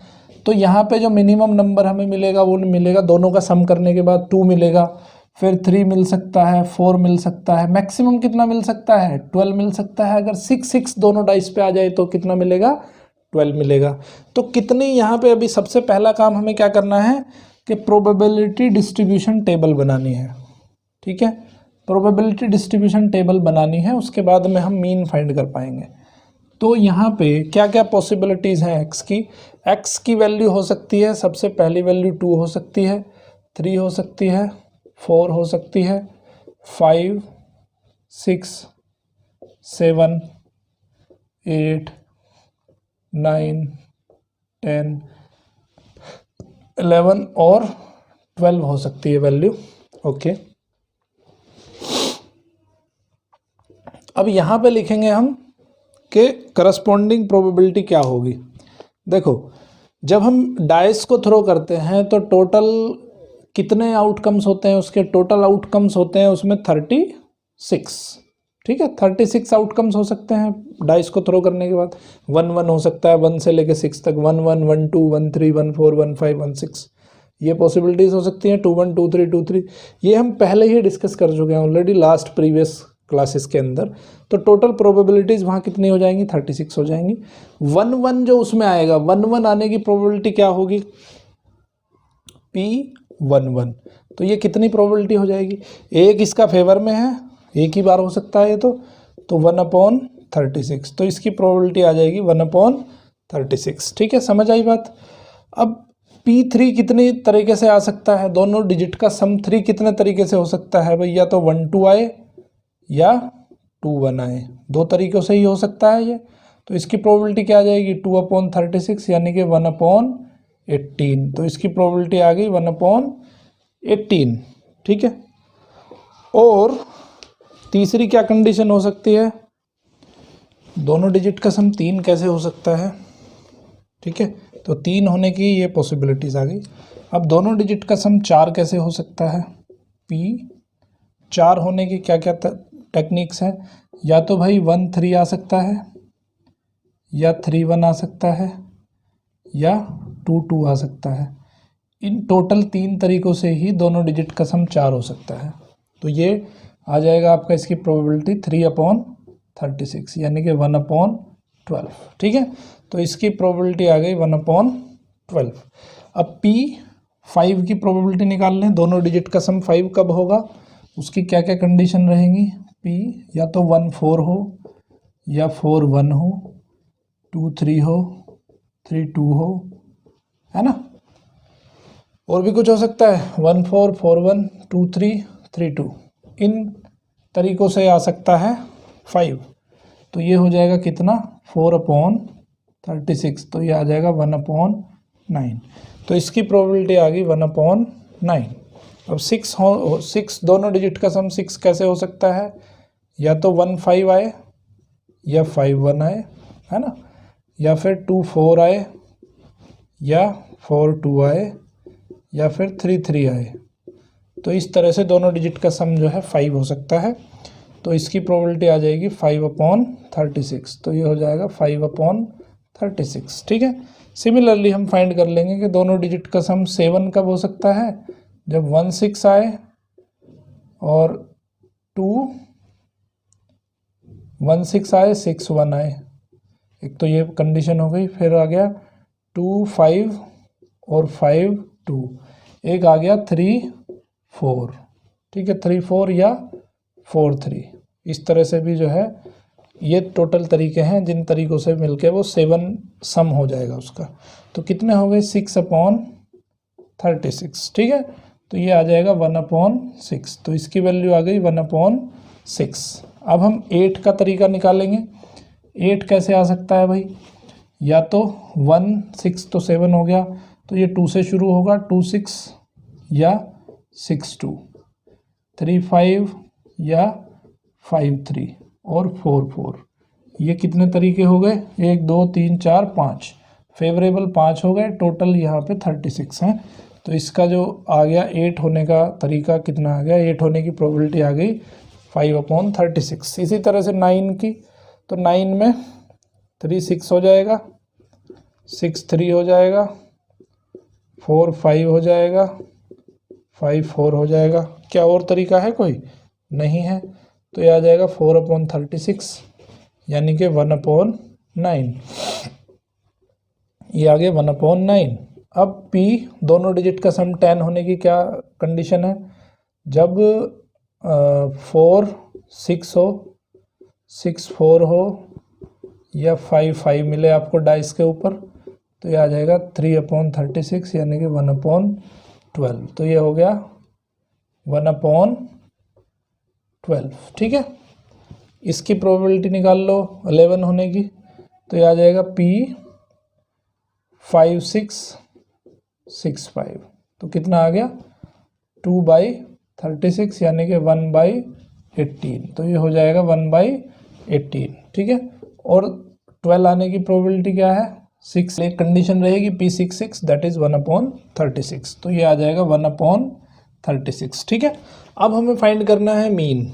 तो मीन जो आपका समय सिग्मा EX जो मीन की वैल्यू होगी, वो क्या करेंगे, दोनों करस्पॉन्डिंग वैल्यूज़ को मल्टीप्लाई करते चले जाओ, तो आ जाएगा आपका मीन। ठीक है, तो ये हो जाएगा 2 × 1/36 plus 3 into 1/18 plus 4 into 1/12 plus 5 into 1/9 plus 6 into 5/36 plus 7 into 1/6 plus 8 into 5/36 plus 9 into 1/9 plus 10 into 1/12, ठीक है, प्लस 11 इंटू 1/18 प्लस 12 इंटू 1/36, ठीक है। तो टोटल जब हम कैलकुलेट करेंगे इसको तो आंसर आ जाएगा हमारा 7, ठीक है, समझ में आई बात, आंसर आ जाएगा हमारा 7। तो ये हमारा तरीका है हमारा जो है मीन फाइंड करने का। ओके, हम डिस्कस करने वाले हैं वेरिएंस के बारे में। वेरिएंस क्या है? जब हम दो डाटा को कंपैरिजन करते हैं तो वहाँ पे वेरिएंस का रोल आता है। आपने स्टैटिस्टिक्स के अंदर भी देखा था, बिल्कुल सेम टू सेम वेरिएंस जैसे हम वहाँ फाइंड करते थे, बिल्कुल सेम टू सेम यहाँ पे भी फॉर्मूला है, ठीक है। वहाँ पे क्या करते थे हम, ये PXI नहीं होता था, वहाँ पे सिर्फ 1/n हो जाता था, तो उसको कहते थे हम वेरिएंस। यहाँ XI में से मीन को माइनस करते थे, ठीक है। तो जैसा कि मैं पहले ही बता चुका हूँ कि 1/n लिखने की ज़रूरत नहीं है, वहाँ पे हम क्या इस्तेमाल कर रहे हैं, उसके जगह पे प्रोबेबिलिटी इस्तेमाल कर रहे हैं, ठीक है। तो बहुत ही सिंपल टेक्निक है वेरिएंस फाइंड करने की। उसके बाद फिर स्टैंडर्ड डेविएशन। स्टैंडर्ड डेविएशन जैसे 11th क्लास में पढ़ा था हमने कि वेरिएंस को अगर हम अंडर रूट कर देते हैं so we got standard deviation, ठीक है। तो आइए इस पे बेस्ड एक एग्जांपल देख लेते हैं। एग्जांपल नंबर 28, इसमें समझाने के लिए कुछ ज़्यादा कुछ है नहीं, ठीक है। एग्जांपल नंबर 28 क्या कह रहा है? 28th एग्जांपल कह रहा है कि find the variance of the number obtained on a throw of unbiased die. हमें क्या करना है? वेरिएंस फाइंड करना है अनबायस्ड डाई के थ्रो पे। तो जब हम थ्रो करते हैं, थ्रो एन अनबायस्ड डाई, तो उसमें क्या करते हैं हम, x की वैल्यू क्या आ जाएगी भाई? अगर डाई को थ्रो करेंगे तो x की वैल्यू क्या हो सकती है? 1 से लेके 6 तक कुछ भी आ सकता है। 1 हो सकता है, 2 हो सकता है, 3, 4, 5 और एक हो सकता है 6। तो यहाँ पे px लिख लेते हैं। तो 1 आने की प्रोबेबिलिटी 1/6, 2 आने की 1/6, 3 की 1/6, 4 की 1/6, 5 की 1/6 और 6 आने की प्रोबेबिलिटी भी 1/6 हो जाएगी। तो अभी हम यहाँ पे म्यू की वैल्यू निकाल लेते हैं। म्यू को मीन भी कहते हैं। मीन कैसे निकालते हैं? इन सब का मल्टीप्लिकेशन कर दोगे तो म्यू आ जाएगा। मल्टीप्लिकेशन कर दो, मल्टीप्लिकेशन करेंगे 1 into 1/6, 2 into 1/6, 3 into 1/6, 4 into 1/6, 5 into 1/6, 6 into 1/6। 1/6 यहाँ पे कॉमन आ जाएगा तो क्या बचेगा? 1 + 2 + 3 + 4 + 5 + 6, ठीक है। तो अब इसका जो है कितना आ गया? 6 + 4 10, 10 + 5 15, 15 + 6 आ गया 21। तो मीन कितना आ गया इसका? 21/6 आ गया इसका मीन, यानी कि म्यू की वैल्यू 21/6 आ गई। ओके, अब हमें क्या चाहिएगा? अब हमें चाहिए कि XI माइनस म्यू का स्क्वायर कर दो और उसके फिर करस्पॉन्डिंग हम PXI का मल्टीप्लाई कर दें, ठीक है। तो यहाँ पे XI माइनस म्यू कर लो। XI कितना है? ये है, तो ये हो जाएगा आपका वेरिएंस कितना आ जाएगा? वेरिएंस आ जाएगा आपका XI माइनस म्यू। तो XI कितना है यहाँ पे? 1। तो 1 - 21/6 का स्क्वायर है ना, ये इसमें से माइनस कर दो, स्क्वायर कर दो और प्रोबेबिलिटी का मल्टीप्लाई कर दो। तो प्रोबेबिलिटी कितनी है यहाँ पे? 1/6, ठीक है। 1/6 तो सब में कॉमन ही है, तो हम इसको 1/6 को बाहर लिख लेते हैं, या चलो यहाँ पे लिख देते हैं पहले। ये हो जाएगा 2 - 21/6 का स्क्वायर इंटू 1/6 प्लस 3 - 21/6 का स्क्वायर इंटू 1/6 प्लस 4 - 21/6 का स्क्वायर इंटू 1/6 प्लस 5 - 21/6 का स्क्वायर इंटू 1/6 प्लस 6 - 21/6 का स्क्वायर इंटू 1/6। तो 1/6 यहाँ पे जो है कॉमन आ गया, ठीक है। और इसको जब आप सोल्व करोगे, सोल्व करने के बाद में आंसर जो आएगा वो मैं लिख देता हूँ डायरेक्टली, कर लेना कैलकुलेशन। ओके, तो ये आ गया आपका 35/12। कितना आ गया? 35/12। ठीक है, तो ये आ गया वेरिएंस। अगर हम स्टैंडर्ड डेविएशन की बात करें तो स्टैंडर्ड डेविएशन में इसका अंडर रूट कर दोगे, 35/12 का अंडर रूट कर दोगे तो आ जाएगा आपका स्टैंडर्ड डेविएशन। ठीक है, अभी एक शॉर्टकट तरीका और पढ़ते हैं, एक शॉर्टकट फॉर्मूला और बनाते हैं कि वेरिएंस और स्टैंडर्ड डेविएशन का शॉर्टकट फॉर्मूला क्या है, वो भी थोड़ा सीख लेते हैं एक बार हम। ओके, तो एक शॉर्टकट फॉर्मूला पढ़ेंगे, जैसे हमने वहाँ पे पढ़ा था ना स्टैटिस्टिक्स में, थोड़ा सा रिकलेक्ट करो। स्टैटिस्टिक्स में भी हमने एक शॉर्टकट फॉर्मूला बनाया था, तो यहाँ पे भी हम एक शॉर्टकट फॉर्मूला बना देते हैं जिससे कि आपको वेरिएंस फाइंड करने में दिक्कत ना हो। ठीक है, तो इसको थोड़ा एक्सपेंड कर लेते हैं जो हमने लिखा है ये। ठीक है, तो इसको एक्सपेंड करेंगे तो क्या बनेगा? Summation I is equal to 1 to n, और इसका होल स्क्वायर का फॉर्मूला खोलेंगे, x I square plus mu square minus 2 x i और म्यू। ठीक है, इसका मल्टीप्लाई करेंगे पी एक्स आई के साथ। ओके, तो ये आपका क्या हो जाएगा? यहाँ पे हम इसको लिख सकते हैं summation I is equal to 1 to n, और ये बनेगा X I square into P x I plus ये हो जाएगा आपका summation I is equal to 1 to n, mu square तो सिंपल म्यू स्क्वायर ही रहेगा। ठीक है, माइनस यहाँ बनेगा 2 mu summation I is equal to 1 to n और पी एक्स आई। ठीक है, और एक्स आई भी है यहाँ पे, एक्स आई भी है। ओके, तो ये क्या बन जाएगा? Summation I is equal to 1 to n x I square into P x i. Okay, p x i को ब्रैकेट में ले लो क्योंकि ये प्रोबेबिलिटी है, plus mu square minus 2 mu. देखो ये किसके बराबर होगा? ये म्यू के बराबर होगा, मीन के बराबर, तो इसको मैं लिख देता हूँ म्यू। ओके, तो ये बन जाएगा आपका summation I is equal to 1 to n x I square into P x I plus mu square minus 2 mu square. ठीक है, तो ये हो गया आपका summation I is equal to 1 to n x I square P x I minus mu square. ठीक है, तो ये यहाँ पे फॉर्मूला बन गया आपका वेरिएंस का। ये आपका, इसको हम लिख सकते हैं ई ऑफ एक्स स्क्वायर, है ना भाई, ई ऑफ एक्स स्क्वायर लिख सकते हैं इसको। ये क्या है? एक्स आई स्क्वायर का मीन है क्योंकि उसकी प्रोबेबिलिटी के साथ मल्टीप्लिकेशन है। ठीक है, तो इसको हम लिख सकते हैं ई ऑफ एक्स स्क्वायर। ठीक है, माइनस ये म्यू का स्क्वायर है, तो म्यू क्या है? म्यू है आपका ई ऑफ एक्स। ठीक है, तो इसका स्क्वायर इसको लिखा जा सकता है। तो यहाँ से जो वेरिएंस की नया फॉर्मूला बन के आया, वो नया फॉर्मूला ये बन के आया। ओके, अगर यहाँ पे स्टैंडर्ड डेविएशन लिखते हैं तो स्टैंडर्ड डेविएशन कैसे बन जाएगा? स्टैंडर्ड डेविएशन बनेगा आपका ई of x square minus E of x square, मतलब एक्स स्क्वायर का मीन। देखो एक्स आई स्क्वायर में अगर प्रोबेबिलिटी की मल्टीप्लाई कर देंगे तो एक्स स्क्वायर का मीन बन जाएगा। ठीक है, तो ई of x square minus mean of x, और इसका करेंगे हम स्क्वायर।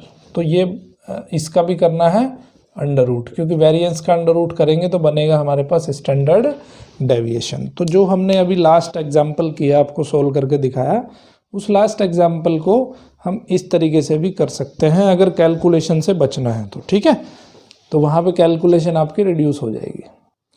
ओके, तो अब ये जो फॉर्मूला हमने पढ़ा है वेरिएंस का या स्टैंडर्ड डेविएशन का, अब इस पे बेस्ड हम एक एग्जांपल देख लेते हैं।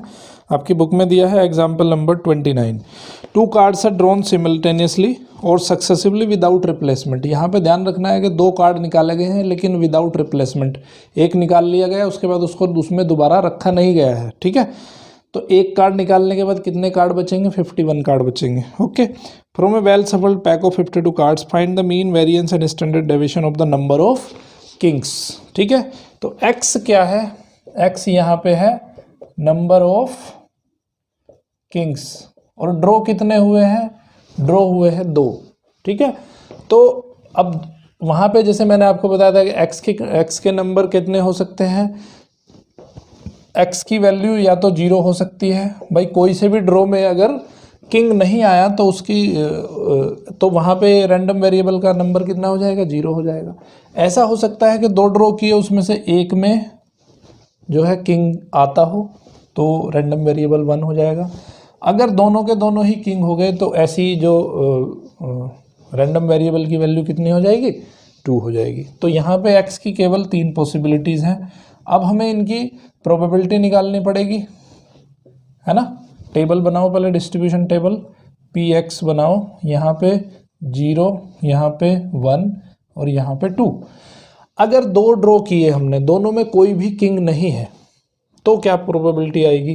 देखो पहला कार्ड, ये तो यहाँ पे मैं आपको पॉसिबिलिटी लिख देता हूँ, फर्स्ट ड्रॉ, ठीक है। फर्स्ट ड्रॉ में क्या किया उसने, 2 कार्ड निकाले, तो पहला कार्ड निकालने की प्रोबेबिलिटी क्या होगी, नॉन किंग कार्ड कितने हैं, 48 कार्ड्स होते हैं, 4 किंग होते हैं, तो पहले कार्ड निकालने की प्रोबेबिलिटी आ गई 48/52, क्योंकि 48 टोटल कार्ड्स थे, सॉरी 52 टोटल कार्ड थे और नॉन किंग कार्ड कितने हैं, 48 हैं, तो पहले कार्ड निकालने की प्रोबेबिलिटी आ गई इतनी। अब दूसरा कार्ड निकालेंगे, वो भी नॉन किंग हो, उसकी प्रोबेबिलिटी कितनी होगी, देखो अभी एक नॉन किंग तो कार्ड निकाल लिया उसने, तो टोटल नॉन किंग कार्ड कितने बचे, 47 बचे, और टोटल कार्ड अभी कितने बचे, 51 बचे। तो ये आ गई इसकी प्रोबेबिलिटी, ठीक है। 48/52, 47/51। इसकी मैं कैलकुलेशन इन्होंने कर रखी है, तो कैलकुलेशन करके लिखा है 188/2, इसकी वैल्यू है 188/221, ठीक है। कैलकुलेशन थोड़ी सी लेंदी है तो वो आप कर सकते हो, 221। ये हो गया आपका फर्स्ट ड्रॉ की बात, ठीक है। अब बात करते हैं हम सेकंड ड्रॉ की। तो सेकंड ड्रॉ में क्या मानते हैं हम कि भाई एक किंग आया, तो वहाँ पे 2 पॉसिबिलिटीज़ हैं।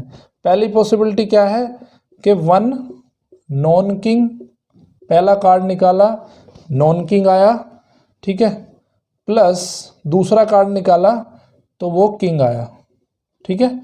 दूसरी पॉसिबिलिटी क्या है कि 1 किंग प्लस 1 नॉन किंग, ये दोनों पॉसिबिलिटीज़ हो सकती हैं, है ना।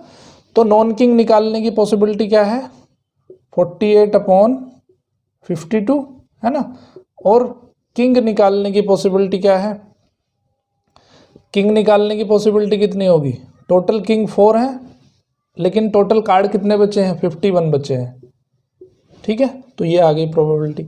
अब इसकी प्रोबेबिलिटी कितनी आई, इसकी प्रोबेबिलिटी कितनी आ जाएगी, 1 किंग, तो किंग निकालने की 52 कार्ड में से 4 कार्ड है किंग के, तो 4/52 इंटू नॉन किंग निकालने की प्रोबेबिलिटी, अभी नॉन किंग कितने बचे हैं, 48 बचे हैं, टोटल कार्ड कितने बचे हैं, 51 बचे हैं।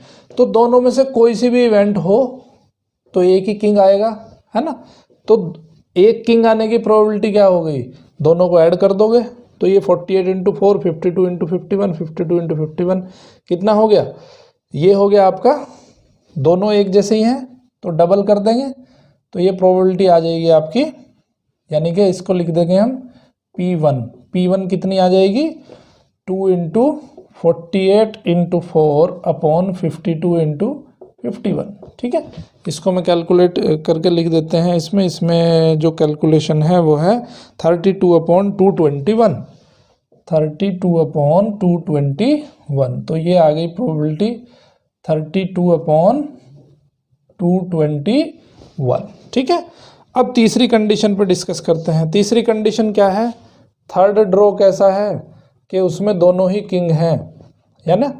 तो ये भी किंग है और ये भी किंग है, पहला कार्ड भी किंग है, दूसरा कार्ड भी किंग है। तो पहले कार्ड के किंग होने की प्रोबेबिलिटी क्या है, 4 में से 52 का 4 जो है उसके फेवर में रहेंगे, 52 टोटल कार्ड्स। अब एक किंग निकल गया तो कितने किंग बचे, 3 बचे, कार्ड कितने बचे, 51 बचे। तो ये आ गई टोटल प्रोबेबिलिटी। तो इसको जब कैलकुलेट करोगे तो कितना आएगा, 12 इसकी कैलकुलेशन करके ये बचेगा आपका 1/221, ठीक है। इसकी जब कैलकुलेशन करेंगे हम तो आंसर आएगा 1/221, ये आ जाएगा 1/221। अभी हम चेक करेंगे कि प्रोबेबिलिटी डिस्ट्रीब्यूशन जो हमने बनाई है टेबल, वो हमारी टेबल सही है कि गलत है। तो कैसे चेक करेंगे, इन सब प्रोबेबिलिटी को ऐड कर दो, ऐड करके आंसर 1 आना चाहिए। तो 188 + 32 + 1 कितना होता है, 221 होता है, इसलिए ये प्रोबेबिलिटी डिस्ट्रीब्यूशन हमारा ठीक है। अभी हमें फाइंड करना है, क्या फाइंड करना है, वेरिएंस फाइंड करना है। तो वेरिएंस फाइंड करने का तरीका क्या है, सबसे पहले आप एक्स स्क्वायर का मीन फाइंड करो।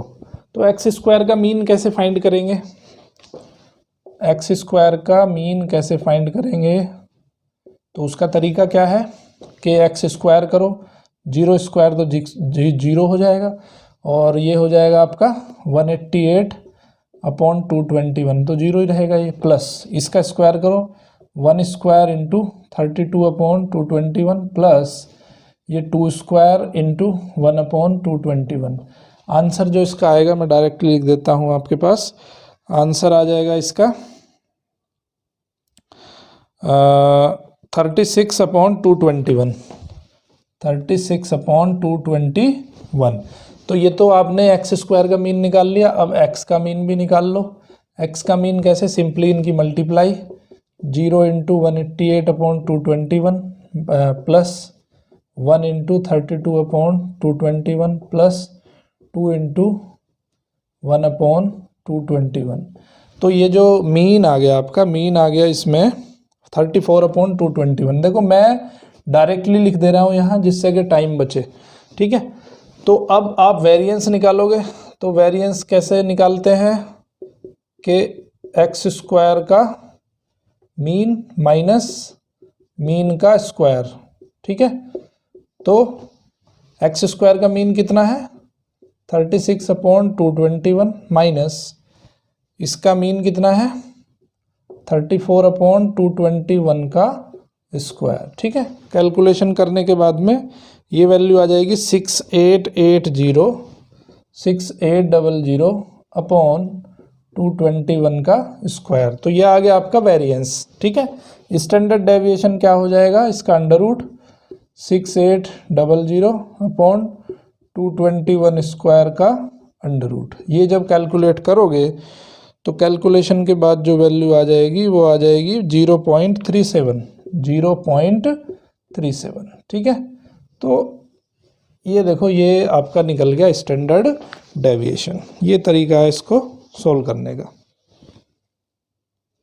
ओके, तो एक्सरसाइज नंबर 13.4 करने के बाद में अब हम देखते हैं बर्नौली ट्रायल्स के बारे में कि बर्नौली ट्रायल्स क्या होते हैं। देखो, जब भी कोई इवेंट ऑकर होती है, ठीक है, सो उसको क्या कहते हैं हम, रैंडम एक्सपेरिमेंट कहते हैं। तो रैंडम एक्सपेरिमेंट में और ट्रायल में क्या डिफरेंस है वो यहाँ पे समझने की बात है।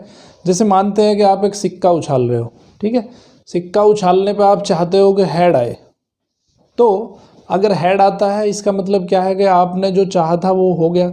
इसका मतलब क्या है कि यहाँ ट्रायल्स उनको कहते हैं जिसमें केवल 2 रिजल्ट होते हों, एक रिजल्ट सक्सेस का है, दूसरा रिजल्ट फेलियर का है। अगर आप हेड चाहते हैं, हेड आया तो इसका मतलब क्या हुआ कि आप सक्सेस हो गए, और अगर टेल आया तो इसका मतलब क्या है कि आप फेलियर हो गए। जैसे आप डाइस फेंकते हो, ठीक है, डाइस आपने फेंकी, तो डाइस फेंकने के बाद में मान लेते हैं कि आप चाहते हो कि भाई इवन नंबर आए, ठीक है। तो इवन नंबर आना, अगर मान लो कोई इवन नंबर आ जाता है तो इसका मतलब कहते हैं कि आप सक्सेस हुए। अगर इवन नंबर नहीं आता है तो इसका मतलब है कि आप फेल हुए, ठीक है। तो ऐसे ट्रायल को, जहाँ पे पहली चीज़ है कि फाइनाइट नंबर ऑफ ट्रायल होने चाहिए। ट्रायल का मतलब कि कितनी बार एक्सपेरिमेंट को आप कर रहे हो, ठीक है, वो फाइनाइट नंबर होने चाहिए। जैसे आपने सिक्का 4 बार उछाला, 5 बार उछाला, लेकिन ऐसा नहीं है कि आप सिक्का उछाले जा रहे, उसका कुछ लिमिट ही नहीं है, तो उसको हम बर्नौली ट्रायल के अंदर नहीं रख सकते हैं, ठीक है। तो बर्नौली ट्रायल उन ट्रायल्स को कहते हैं जहाँ पे ये 4 चीज़ें हो रही हों, ठीक है। पहला चीज़ है फाइनाइट नंबर ऑफ ट्रायल, कि आपको नंबर ऑफ ट्रायल जो है फाइनाइट रखने हैं। ऐसा नहीं कि अपने मन से कभी भी सिक्का उछाले जा रहे और डाइस फेंके जा रहे। कुछ एक पर्टिकुलर लिमिट होनी चाहिए कि भाई इतने नंबर ऑफ ट्रायल हमने किए हैं, ठीक है, तो वो नंबर फिक्स होने चाहिए आपके।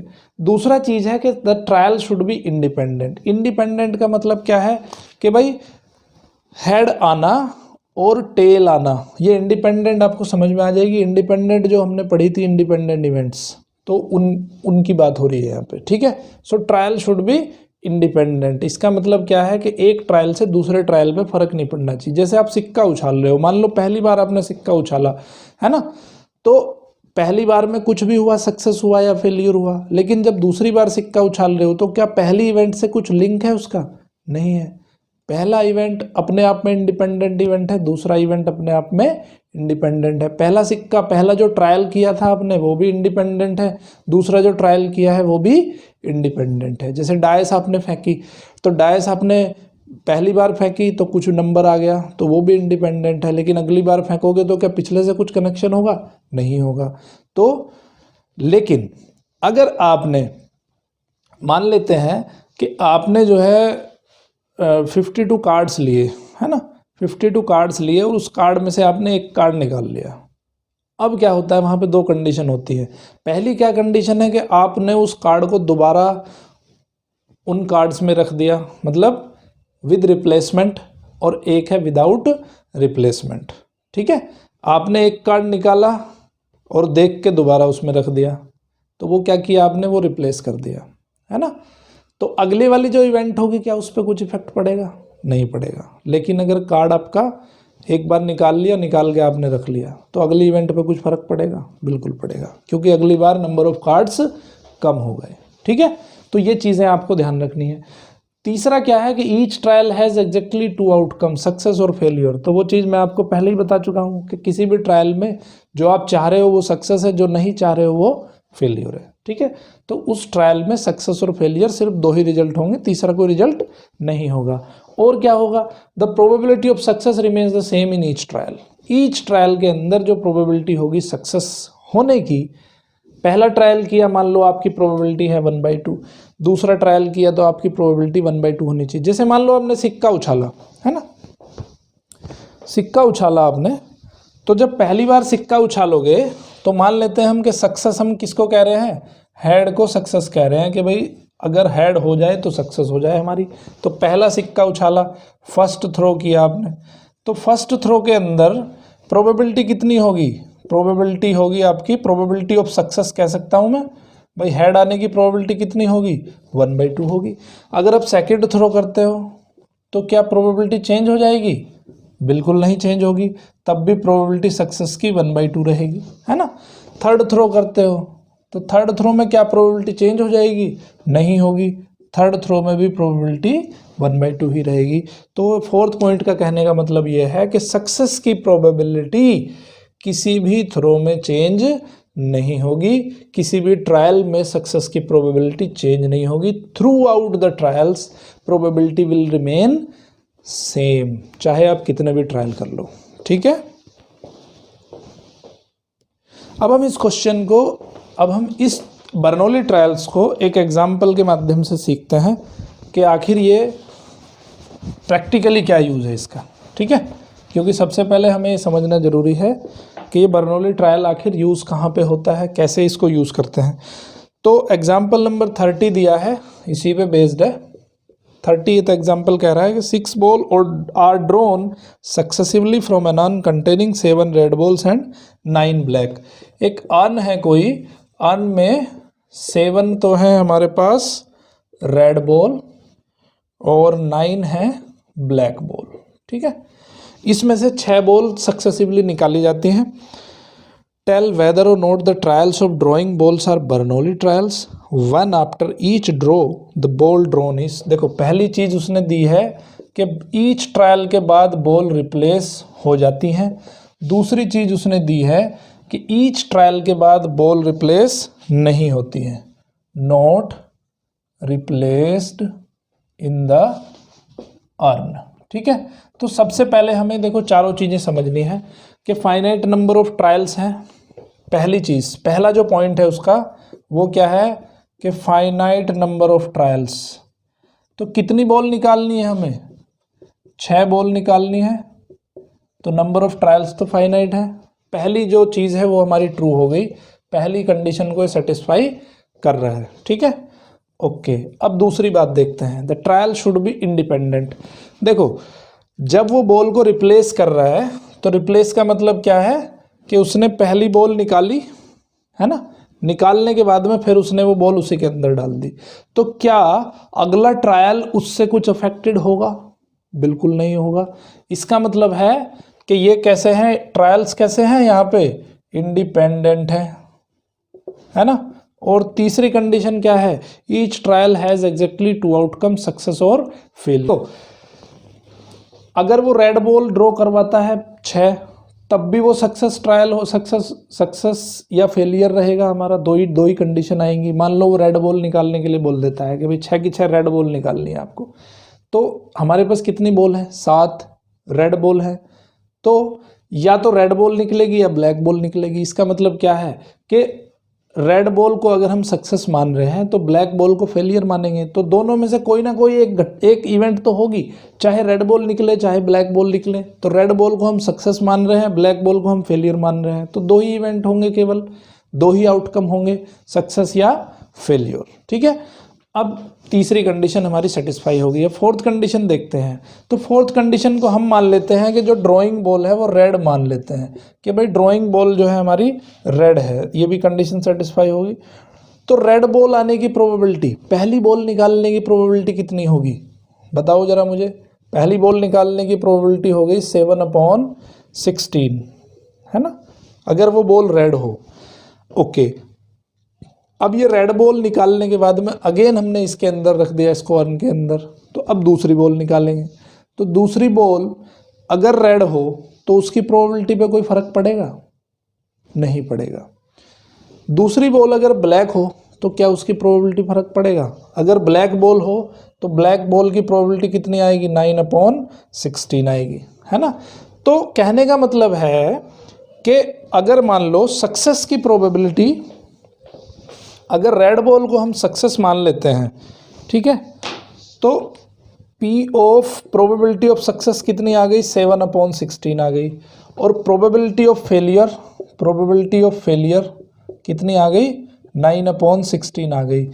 तो ये फर्स्ट ट्रायल के अंदर आई, है ना, ये फर्स्ट ट्रायल के अंदर आई। तो सेकंड ट्रायल के अंदर कितनी होगी प्रोबेबिलिटी, सेकंड ट्रायल के अंदर कितनी हो जाएगी, सक्सेस की प्रोबेबिलिटी तो फिर सेम ही रहेगी, क्योंकि बॉल को हमने क्या किया है, जो बॉल निकाली थी वो बॉल को दोबारा उसके अंदर डाल दिया है, तो सक्सेस की प्रोबेबिलिटी अगेन फिर 7/16 हो जाएगी। फेलियर की प्रोबेबिलिटी कितनी हो जाएगी, वो भी 9/16 रहेगी। तो यहाँ पे देखो ईच केस इज सेटिस्फाइड, चारों की चारों कंडीशन यहाँ पे सेटिस्फाई हो रही हैं। चाहे आप रेड बॉल निकाल लो चाहे आप वाइट बॉल निकाल लो, दोनों आपके ऊपर डिपेंड करता है, ठीक है। अगर आपने रेड बॉल निकालने को सक्सेस मान रहे हो तब भी चारों केस सेटिस्फाई होते हैं, अगर आप ब्लैक बॉल निकालने को सक्सेस मान रहे हो तब भी ये चारों केस सेटिस्फाई हो जाते हैं, ठीक है। ओके, अब ये दूसरी कंडीशन देख लेते हैं, not replaced in the earn. अब हमने क्या, बॉल को निकाला रख लिया, हम उसको अर्न के अंदर नहीं डाल रहे हैं, ठीक है। तो यहाँ पे देखते हैं पहली condition, finite number of trials हैं, 6 बॉल आपको ड्रॉ करनी है। So finite number of trials तो हैं, फाइनाइट नंबर ऑफ ट्रायल्स तो हो गए हैं, कितने हैं, 6 ट्रायल्स हैं टोटल। अब दूसरी बात है the trial should be independent. अब ये इंडिपेंडेंट वाली चीज़ समझ में नहीं आई। कैसे समझ में नहीं आई, क्योंकि आपने क्या किया है कि बॉल निकाल ली, है ना। अब यहाँ पे मान लेते हैं हम कि रेड को सक्सेस मान रहे हैं, है ना, मान लेते हैं कि रेड को हमने सक्सेस मान लिया, अगर रेड बॉल निकलेगी तो सक्सेस हो जाएगा। ओके, अब रेड बॉल कितनी है, 7 है टोटल, तो प्रोबेबिलिटी कितनी हो जाएगी, 7/16 हो जाएगी, है ना। मान लेते हैं कि पहली बॉल आपकी रेड निकल गई तो उसकी प्रोबेबिलिटी हो जाएगी 7/16। अब दूसरी बॉल आप निकालोगे तो दूसरी बॉल की प्रोबेबिलिटी हो जाएगी, मान लो वो रेड निकलती है तो उसकी प्रोबेबिलिटी कितनी हो जाएगी, 6/15। तो यहाँ पे देखो प्रोबेबिलिटी चेंज हो गई है, सक्सेस की प्रोबेबिलिटी दूसरी ट्रायल के अंदर चेंज हो जाती है। ये यहाँ पे 7/16 नहीं बची, ये कितनी हो गई, यहाँ पे 6/15 हो गई। समझ में आई बात? ओके, ये बात तो ठीक है कि ईच, अब देखो ये इंडिपेंडेंट नहीं हो सकती ना, क्योंकि एक बॉल के निकालने से पूरे ट्रायल पे इफेक्ट पड़ रहा है, पूरे ट्रायल पे इफेक्ट पड़ रहा है। इसका मतलब क्या है कि the trial are not independent, ठीक है। तो दूसरी बात भी ट्रू नहीं होती। Each trial has exactly two outcomes, ये बात बिल्कुल सही है, दो आउटकम ही होंगे, चाहे तो रेड बॉल निकलेगी या ब्लैक बॉल निकलेगी, दोनों से तीसरा तो कुछ नहीं हो सकता। ओके। चौथी बात, the probability of success remain the same in each, वो तो आप देख ही रहे हो कि फर्स्ट थ्रो में फर्स्ट जो हमने बॉल ड्रॉ करी उसकी रेड की प्रोबेबिलिटी 7/16 है, लेकिन सेकंड में अगर देखें तो उसकी प्रोबेबिलिटी कितनी हो गई, 6/15 हो गई। तो इसका मतलब क्या है कि इस सेकंड कंडीशन में जब हम बॉल को रिप्लेस नहीं करते हैं अर्न के अंदर, तो सेकंड कंडीशन में बर्नौली ट्रायल यहाँ पे ट्रू नहीं है, ठीक है। तो ये बात हुई बर्नौली ट्रायल के बारे में।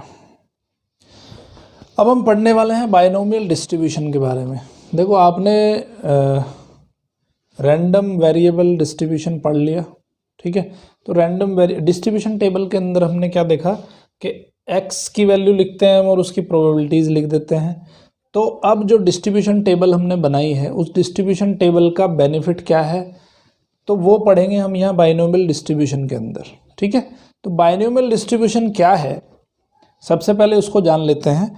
हम मान लेते हैं कि हम सक्सेस को जो डिनोट कर रहे हैं, सक्सेस को हम क्या देते हैं, मान लेते हैं कि स्मॉल p से डिनोट करते हैं, और फेलियर को हम स्मॉल q से डिनोट करते हैं, ठीक है। सक्सेस को हमने डिनोट किया है स्मॉल p से, फेलियर को डिनोट किया है स्मॉल q से। तो क्यों इसको बाइनोमियल डिस्ट्रीब्यूशन कहते हैं, सबसे पहले उसको जानना जरूरी है। आपने पढ़ा है बाइनोमियल थ्योरम। बाइनोमियल थ्योरम क्या कहती है कि अगर इसकी पावर n है तो उसको कैसे लिखते हैं हम, q to the power n, है ना, plus nc1 q to the power 1 और p to the power n-1, ठीक है। और ये लास्ट में कहाँ तक जाता है, फिर यहाँ पे लिखेंगे nc2 q square p to the power n-2, मतलब q की एक पावर बढ़ती चली जाएगी और p की पावर घटती चली जाएगी, ठीक है। तो लास्ट में आप क्या देखोगे, सॉरी q की पावर बढ़ती चली जा रही है, p की पावर घटती चली जा रही है, और लास्ट में आप क्या देखोगे कि यहाँ पे क्या आएगा, ncn, ठीक है। ncn मतलब 1 होता है, और यहाँ पे देखोगे q to the power n p to the power n-n, तो उसकी वैल्यू क्या हो जाएगी, 0 हो जाएगी, ठीक है। तो इसको कहते हैं बाइनोमियल थ्योरम। तो यहाँ पे भी बिल्कुल सेम टू सेम वे में हम बाइनोमियल डिस्ट्रीब्यूशन का यूज़ करते हैं। कैसे यूज़ करते हैं इसका देखो, बहुत ही सटीक तरीका है। देखो जब आपके पास बाइनोमियल डिस्ट्रीब्यूशन, मान लेते हैं कि ट्रायल्स आपके पास 2 हैं, 4 हैं, 5 हैं, तो आप क्या कर सकते हो, सैंपल स्पेस ड्रॉ कर सकते हो। मान लो आपने जो सिक्का है, सिक्के को आपने मान लेते हैं कि 5 बार उछाला, ठीक है। हालांकि 3 सिक्कों के उछालने का सैंपल स्पेस कितना बनता है, कितने एलिमेंट होते हैं उसमें, 8 एलिमेंट होते हैं। अगर सिक्के को हमने 4 बार उछाला तो कितने एलिमेंट हो जाएंगे उसमें, 16 एलिमेंट हो जाएंगे। मान लेते हैं कि सिक्के को हमने 12 बार उछाल दिया तो कितने एलिमेंट हो जाएंगे, 2 to the power 12 simple event हो जाएंगे उसके अंदर, सैंपल स्पेस के अंदर। 2 टू द पावर 12 कितना हो गया, 2 इंटू 2 इंटू 2, ठीक है, इंटू 2 इंटू 2 इंटू 2 इंटू 2। तो आप देखोगे अगर और भी यहाँ पे 12 तक अगर हम इसको मल्टीप्लाई करें तो आप क्या देखोगे कि सैंपल स्पेस के जो लेंथ होगी आपकी, इतने नंबर ऑफ एलिमेंट हो जाएंगे, ठीक है। इतने नंबर ऑफ एलिमेंट तो चलो बात ठीक है, लेकिन एक एलिमेंट का साइज ही कैसा होगा, कितने होंगे उसमें भाई, हेड या टेल कितने बार लिखना पड़ेगा आपको, 12 बार, है ना। 12 बार इसको आप लिखोगे तो तब जाके आपका एक सिंपल इवेंट बनेगी, है ना। अगर आप 12 बार थ्रो कर रहे हो किसी सिक्के को, तो इसमें 12 आपके पास यहाँ पे इस तरह से एलिमेंट रहेंगे और ये पूरा एक सिंपल इवेंट रहेगा। तो ऐसी ऐसी कितने सिंपल इवेंट लिखनी पड़ेंगी आपको, 2 to the power 12 number of simple event हो जाएंगी। तो सैंपल स्पेस कितना हो जाएगा, बहुत बड़ा हो जाएगा। तब वहाँ पे कैलकुलेशन जो है बहुत ही डिफ़िकल्ट हो जाता है, प्रोबेबिलिटी निकालना वहाँ पे बहुत ही डिफ़िकल्ट हो जाता है। ऐसी कंडीशन में हम बाइनोमियल डिस्ट्रीब्यूशन का यूज़ करते हैं। तो बड़ा ही सिंपल तरीका है बाइनोमियल डिस्ट्रीब्यूशन का। बाइनोमियल थ्योरम की हेल्प लेते हुए हम इसको डिस्ट्रीब्यूट करेंगे। तो कैसे करेंगे उसको समझ लो, बहुत आसान से तरीके से आप इसको कर पाओगे। फिर मैं एग्जाम्पल के थ्रू इसको और भी आपको डिस्क्राइब करूँगा, तो बहुत ही अच्छे से समझ में आ जाएगा। तो यहाँ पे अगर इसकी मैं देखो 0 लिखा है मैंने, 0 1 से लेके और n तक इवेंट हो सकते हैं, ठीक है। n नंबर ऑफ इवेंट अगर हैं तो इसकी प्रोबेबिलिटी क्या होगी, 0 रैंडम वेरिएबल 0 के लिए प्रोबेबिलिटी क्या होगी, तो वो होगी ये वाली q⁴n। समझ आई बात। अब 1 अगर रैंडम वेरिएबल है तो उसकी प्रोबेबिलिटी क्या होगी, ये हो जाएगी nc1 q p⁴n-1। और 2 के लिए nc2 q² p⁴n-2। समझ गए बात। ये मैं याद रखने का तरीका बता रहा हूं आपको, इसको कैसे याद करना है, ठीक है। बड़ा ही सिंपल तरीका है। यहाँ पे क्या आ जाएगा, सिंपली q⁴n, ठीक है। तो ये हो गया आपका बायनोमियल डिस्ट्रीब्यूशन। अब हम एग्जाम्पल्स करेंगे। तो एग्जाम्पल जब हम करेंगे तो इसको बहुत अच्छे से सीख जाएंगे, बड़े आराम से बहुत मज़े के साथ क्वेश्चन करेंगे सोल्व, ठीक है। एग्जाम्पल नंबर 31 देख लेते हैं बाइनोमियल डिस्ट्रीब्यूशन थ्योरम के ऊपर। 31 में कह रहा है कि fair coin is toss 10 times. 10 times हमने कॉइन को टॉस किया है। तो यहाँ पे क्लियरली n की वैल्यू कितनी है, 10 है। 10 ट्रायल्स हुए हैं, okay. Find the probability of, first हमें प्रोबेबिलिटी फाइंड करनी है एग्जैक्टली 6 हेड्स, एग्जैक्टली 6 हेड्स, ठीक है। यहाँ पे हेड आने को सक्सेस माना गया है, ओके। तो एग्जैक्टली 6 हेड आने की जो प्रोबेबिलिटी है वो हमें फाइंड करनी है। तो अब देखो आपकी जो डिस्ट्रीब्यूशन टेबल बनेगी वो कुछ ऐसी बनेगी। इसको कोरिलेट करने की कोशिश करेंगे हम अपना बाइनोमियल डिस्ट्रीब्यूशन से, ठीक है। तो यहाँ पे बनेगा x, ये होगा आपका px।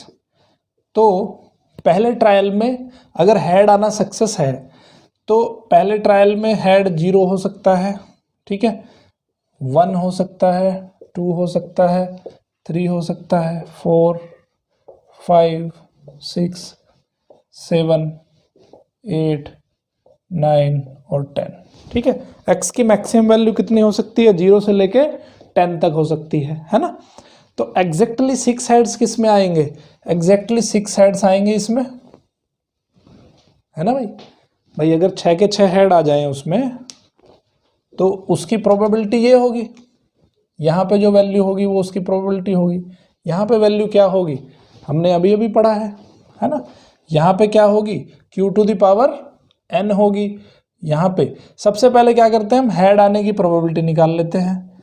तो p ऑफ सक्सेस, यानी कि इसको क्या कहते हैं हम, p कहते हैं। हेड आने की प्रोबेबिलिटी को सक्सेस कह रहे हैं यहाँ पे, तो वो कितनी है, 1/2। और p ऑफ फेलियर, इसको हम क्या कह रहे हैं, इसको q कह रहे हैं, वो कितनी है यहाँ पे, 1/2 है। समझ गए बात को। अब ये 6th एलिमेंट में क्या आएगा, अभी अभी पढ़ा हमने बाइनोमियल डिस्ट्रीब्यूशन में। यहाँ पे क्या लिखते थे, q⁴n लिखते थे। यहाँ पे क्या लिखते थे, nc1 q into p⁴n-1, nc2 q p⁴n-2, nc3 q² आएगा, यहाँ पे क्यूब आएगा, p⁴n-3, nc4 q⁴4 p⁴n-4, ठीक है। यहाँ पे क्या लिखेंगे, nc5 q⁵5 p⁴n-5। और यहाँ पे क्या हो जाएगा, nc6 q⁵6 और p⁴n-6, ठीक है। तो ये हो जाएगी इसकी प्रोबेबिलिटी। तो p ऑफ एग्जैक्टली 6 हेड्स की प्रोबेबिलिटी क्या हो जाएगी, 10, क्योंकि 10 है total number of trial, 10c6। और q है आपका 1/2, 1/2 की पावर 6, p है आपका 1/2, 1/2 की पावर 4, 10 - 6 4, तो ये हो गया आपका 10c6। तो 10c6 को लिख सकते हैं हम 10 फैक्टोरियल, 4 फैक्टोरियल, 6 फैक्टोरियल। 1/2 की पावर हो जाएगी 10, इसको सोल्व कर लेंगे 10, 9, 8, 7, 6, ओके, अपॉन 4 को लिखेंगे 4, 3, 2, 6 को 6 फैक्टोरियल रहने देते हैं, इसको कट कर देंगे 1/2 की पावर 10 हो जाएगी। तो इसको सोल्व कर लो, अब सोल्व करना बड़ा आसान है, ठीक है, जो भी आ रहा है उसको। तो यहाँ पे जब हम इसको कैलकुलेट करेंगे तो कैलकुलेट करने के बाद में ये जो वैल्यू आ जाएगी वो आ जाएगी 105/12, 105/512, ठीक है, समझ में आई बात? ओके, ये हो गया आपका पहला क्वेश्चन, फर्स्ट पार्ट। दूसरे पार्ट में कह रहा है कि at least 6 heads, P of at least 6 heads, ठीक है, मतलब कम से कम उसमें 6 हेड होने चाहिए। इसका मतलब क्या है? इसका मतलब यह है कि आपको वैल्यू निकालनी है जिसमें x की वैल्यू कम से कम 6 होनी चाहिए, ज़्यादा से ज़्यादा कुछ भी हो सकती है। तो लेसर देन, ग्रेटर देन और इक्वल टू 6, ठीक है। इसकी प्रोबेबिलिटी क्या है? देखो 6 या 6 से ज़्यादा, है ना, तो इन सब को ऐड कर दोगे तो क्या आ जाएगी? 6 या 6 से ज़्यादा की प्रोबेबिलिटी आ जाएगी। तो इसका मतलब आपको क्या फाइंड करना है? P6 plus P7 plus P8 plus P9 plus P10 कैसे निकालना है वो तरीका मैं आपको बता दिया है मैंने। P6 तो ये हो जाएगा, P7 क्या हो जाएगा? 10C7 Q to the power 7 P to the power 3, है ना, वो आ जाएगा P7, P8, P9, P10। इस तरह से निकाल के आंसर मैं लिख देता हूँ डायरेक्ट। आंसर आपका आ गया 193/512, आंसर आ गया 193/512। तो देखो कितना सिंपल हो गया। अगर आप 10 हेड या टेल उनसे मिलके आप वो बनाते ना सैंपल स्पेस, तो बहुत बड़ा बनता और क्वेश्चन सोल्व करने में भी बहुत दिक्कत होती। लेकिन यहाँ देखो बाइनोमियल डिस्ट्रीब्यूशन से क्वेश्चन कितने इजीली तरीके से सोल्व हो चुका है ना। तो जहाँ पे सैंपल स्पेस बहुत बड़ा बन रहा है वहाँ पे हम बाइनोमियल डिस्ट्रीब्यूशन को यूज़ करके उसकी हेल्प से हम बहुत इजीली क्वेश्चन को सोल्व कर सकते हैं। क्योंकि एग्जाम में तो दिया नहीं होगा, एग्जाम में तो खाली प्रॉब्लम दी होगी, तो आपको खुद आइडेंटिफाई करना पड़ेगा। वो भी मैं बताऊंगा क्लास के लास्ट में, चैप्टर के लास्ट में मैं आपको बताऊंगा कैसे आइडेंटिफाई करें कि कौन से तरीके से प्रोबेबिलिटी निकालनी है, ठीक है। अब थर्ड देख लेते हैं। थर्ड भी क्वेश्चन उसने किया है। थर्ड क्वेश्चन में पूछ रहा है वो एट मोस्ट 6 हेड्स, पी का वैल्यू फाइंड करना है कि at most 6 heads. At most 6 heads का मतलब क्या कहना चाह रहा है वो? कि मैक्सिमम 6 हेड हो सकते हैं, उससे ज़्यादा नहीं हो सकते। मतलब या तो 6 या 6 से कम हो सकते हैं। इसका मतलब क्या है कि वो प्रोबेबिलिटी हमें फाइंड करनी है x की वैल्यू जब 6 या 6 से लेस देन होती है। इसका मतलब हमें क्या फाइंड करना है? P0, P1, P2, P3, P4 plus P5 और प्लस P6, और इन सब की वैल्यू कैसे फाइंड करनी है वो आपको पता ही है। आंसर आ जाएगा इसका 53/64, 53/64। तो ये है आपके बाइनोमियल डिस्ट्रीब्यूशन का यूज़, ठीक है। अब हम देख लेते हैं एग्जाम्पल नंबर 32। एग्जाम्पल नंबर 32 क्या कहता है? 32 भी कुछ इसी तरह का एग्जाम्पल है, ठीक है। उसमें भी जो है 10 पॉसिबिलिटीज़ हैं, तो देख लेते हैं उसको कैसे करना है। 10 में कह रहा है कि 10 eggs are drawn successively. 10 eggs draw करने हैं हमें सक्सेसिवली। तो 0 से लेके 10 तक यहाँ पे x की वैल्यूज़ हो सकती हैं, उसकी प्रोबेबिलिटी ये हो जाएगी, ओके। विद रिप्लेसमेंट ध्यान रखना है आपको कि बर्नौली ट्रायल तभी यूज़ होंगे, बाइनोमियल डिस्ट्रीब्यूशन तभी यूज़ हो सकता है जब ट्रायल्स विद रिप्लेसमेंट हो रहे हो। क्योंकि विदाउट रिप्लेसमेंट होंगे तो आप बर्नौली ट्रायल यूज़ नहीं कर पाओगे, है ना, क्योंकि फिर इंडिपेंडेंट इवेंट भी नहीं रहेंगी और प्रोबेबिलिटी ऑफ सक्सेस भी डिफरेंट हो जाएगी, वो मैंने आपको पहले ही बता दिया। तो अब ये विद रिप्लेसमेंट है, from a lot containing 10% defective egg. तो डिफेक्टिव एग्स कितने हैं, डिफेक्टिव एग्स कितने हैं 10%, ठीक है। और गुड एग्स कितने हैं, या हम नॉन डिफेक्टिव कह सकते हैं, ठीक है, उनको कह सकते हैं नॉन डिफेक्टिव एग्स। वो कितने आ जाएंगे 90% हो जाएंगे। तो डिफेक्टिव एग होने की प्रोबेबिलिटी क्या हो जाएगी, प्रोबेबिलिटी ऑफ डिफेक्टिव एग होने की हो जाएगी 10/100 यानी कि 10/100 यानी कि 0.1।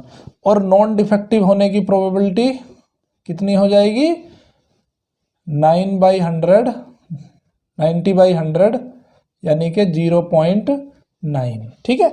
तो ये हो गई एग की डिफेक्टिव होने की प्रोबेबिलिटी और ये हो गई एग की डिफेक्टिव ना होने की प्रोबेबिलिटी। तो वो चाह क्या रहा है अब, find the probability that there is at least one defective egg. तो वो डिफेक्टिव एग होने को ही सक्सेस मान रहा है, समझ में आई बात, डिफेक्टिव एग होने को सक्सेस मान रहा है क्योंकि डिफेक्टिव एग की प्रोबेबिलिटी हमें फाइंड करनी है। तो ये हो गई आपकी P, ठीक है, ये हो गई आपकी P और ये हो गई आपकी Q। डिफेक्टिव होना एग की वो हो गई आपकी सक्सेस और डिफेक्टिव ना होना वो हो गई आपकी फेल्योर। समझ में आई बात, थोड़ा सा समझने में उल्टा है कंसेप्ट, लेकिन फ़ायदे नुकसान की वजह से नहीं समझना हमें। सक्सेस का नॉर्मली आदमी समझते हैं कि फ़ायदा हुआ तो सक्सेस हुई और नुकसान हुआ तो फेलियर हुआ, लेकिन यहाँ क्वेश्चन के हिसाब से ऐसा नहीं है। क्वेश्चन के हिसाब से क्या है कि डिफेक्टिव एग निकलेगा तो हम सक्सेस होंगे और नॉन डिफेक्टिव एग होगा तो हम फेलियर होंगे, क्योंकि उसने डिफेक्टिव एग निकालने की प्रोबेबिलिटी पूछा है, इसलिए हमारे क्वेश्चन के हिसाब से वो सक्सेस है, ठीक है। ओके, तो इसको देख लेते हैं। अब वो कहता है क्या चाहिए उसको, find the probability that there is at least one defective egg. हमें प्रोबेबिलिटी किसकी फाइंड करनी है, जिसमें at least one defective egg हो। At least one defective egg का मतलब क्या है कि ऐसी प्रोबेबिलिटी जिसमें x की वैल्यू 1 या 1 से ज़्यादा हो, x इज ग्रेटर देन और इक्वल टू 1। समझ में आई बात, यानी कि हमें ये वाली प्रोबेबिलिटी फाइंड करनी है, ये पूरी यहाँ से लेके यहाँ तक इन सबको ऐड करना है, ठीक है। और इनको ऐड करने का तरीका क्या है, इनको ऐड हम बड़े आसानी से भी कर सकते हैं, क्योंकि ये टोटल प्रोबेबिलिटी की वैल्यू कितनी होती है 1 होती है। तो 1 में से अगर हम इसको माइनस कर दें तो हम इसी को ढूंढ लेंगे, है ना। तो हम ऐसे भी लिख सकते हैं, इसको कैसे लिख सकते हैं कि 1 - P0, अगर 0 को माइनस कर दें उसमें से तो भी हमें प्रोबेबिलिटी मिल जाएगी, है ना।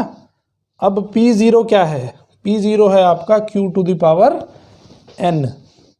समझ में आई बात, तो ये हो जाएगा आपका 1 - Q की वैल्यू कितनी है 0.9 यानी कि 9/10 और इसकी पावर कितनी, इसकी पावर n कितनी है 10 है, ठीक है। तो अब यहाँ पे आंसर इन्होंने ऐसे ही छोड़ा हुआ है, तो ये आ गई इसकी डिफेक्टिव, सॉरी ये आ गई इसकी एटलीस्ट वन एग डिफेक्टिव हो उसकी प्रोबेबिलिटी आपकी ये आ गई, ठीक है। तो इस तरह से यहाँ पे बर्नौली ट्रायल्स का यूज़ होगा और एक्सरसाइज नंबर 13.1 टोटल हो जाएगी। अगर फिर भी कोई आपको डाउट आते हैं तो कमेंट बॉक्स में ज़रूर कमेंट करिएगा, अपने डाउट पूछ सकते हैं आप, ठीक है। अब यहाँ चैप्टर को ख़त्म करने से पहले मैं आपको बहुत ही इंपॉर्टेंट चीज़ यहाँ पे बताने जा रहा हूँ, ठीक है। क्योंकि जब आप पूरा चैप्टर पढ़ लेते हो तो एग्जाम में तो क्वेश्चन में ये नहीं आएगा कि भाई बेस थ्योरम से करना है इसको, या कंडीशनल प्रोबेबिलिटी से करना है, या फिर आपको इसको बाइनोमियल डिस्ट्रीब्यूशन से करना है। एग्जाम में तो ये लिखा नहीं आएगा। आपको क्या करना है, सिंपल एग्जाम में क्वेश्चन दिया जाएगा। तो अब आपको पहचानना कैसे है कि भाई इसमें कंडीशनल प्रोबेबिलिटी लगानी है या बेस थ्योरम लगानी है या बाइनोमियल डिस्ट्रीब्यूशन लगाना है। मैं आपको बहुत सिंपल कंसेप्ट में आपको इसको समझाने वाला हूँ कि कैसे हम पहचानेंगे कि कौन सा तरीका उसमें इस्तेमाल करना है। देखो, कंडीशनल प्रोबेबिलिटी में हमने क्या बताया कि पहले से ही एक इवेंट हो चुकी है, है ना, उसमें कुछ गिवन दिया होगा आपको, given that this event is already occurred, तो वहाँ पे आपको कंडीशनल प्रोबेबिलिटी लगानी है।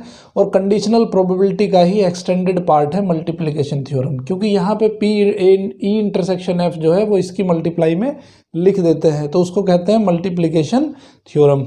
इंडिपेंडेंट इवेंट्स क्या होती हैं? जब दोनों का इंटरसेक्शन दोनों के मल्टीप्लाई के बराबर हो जाए, ठीक है।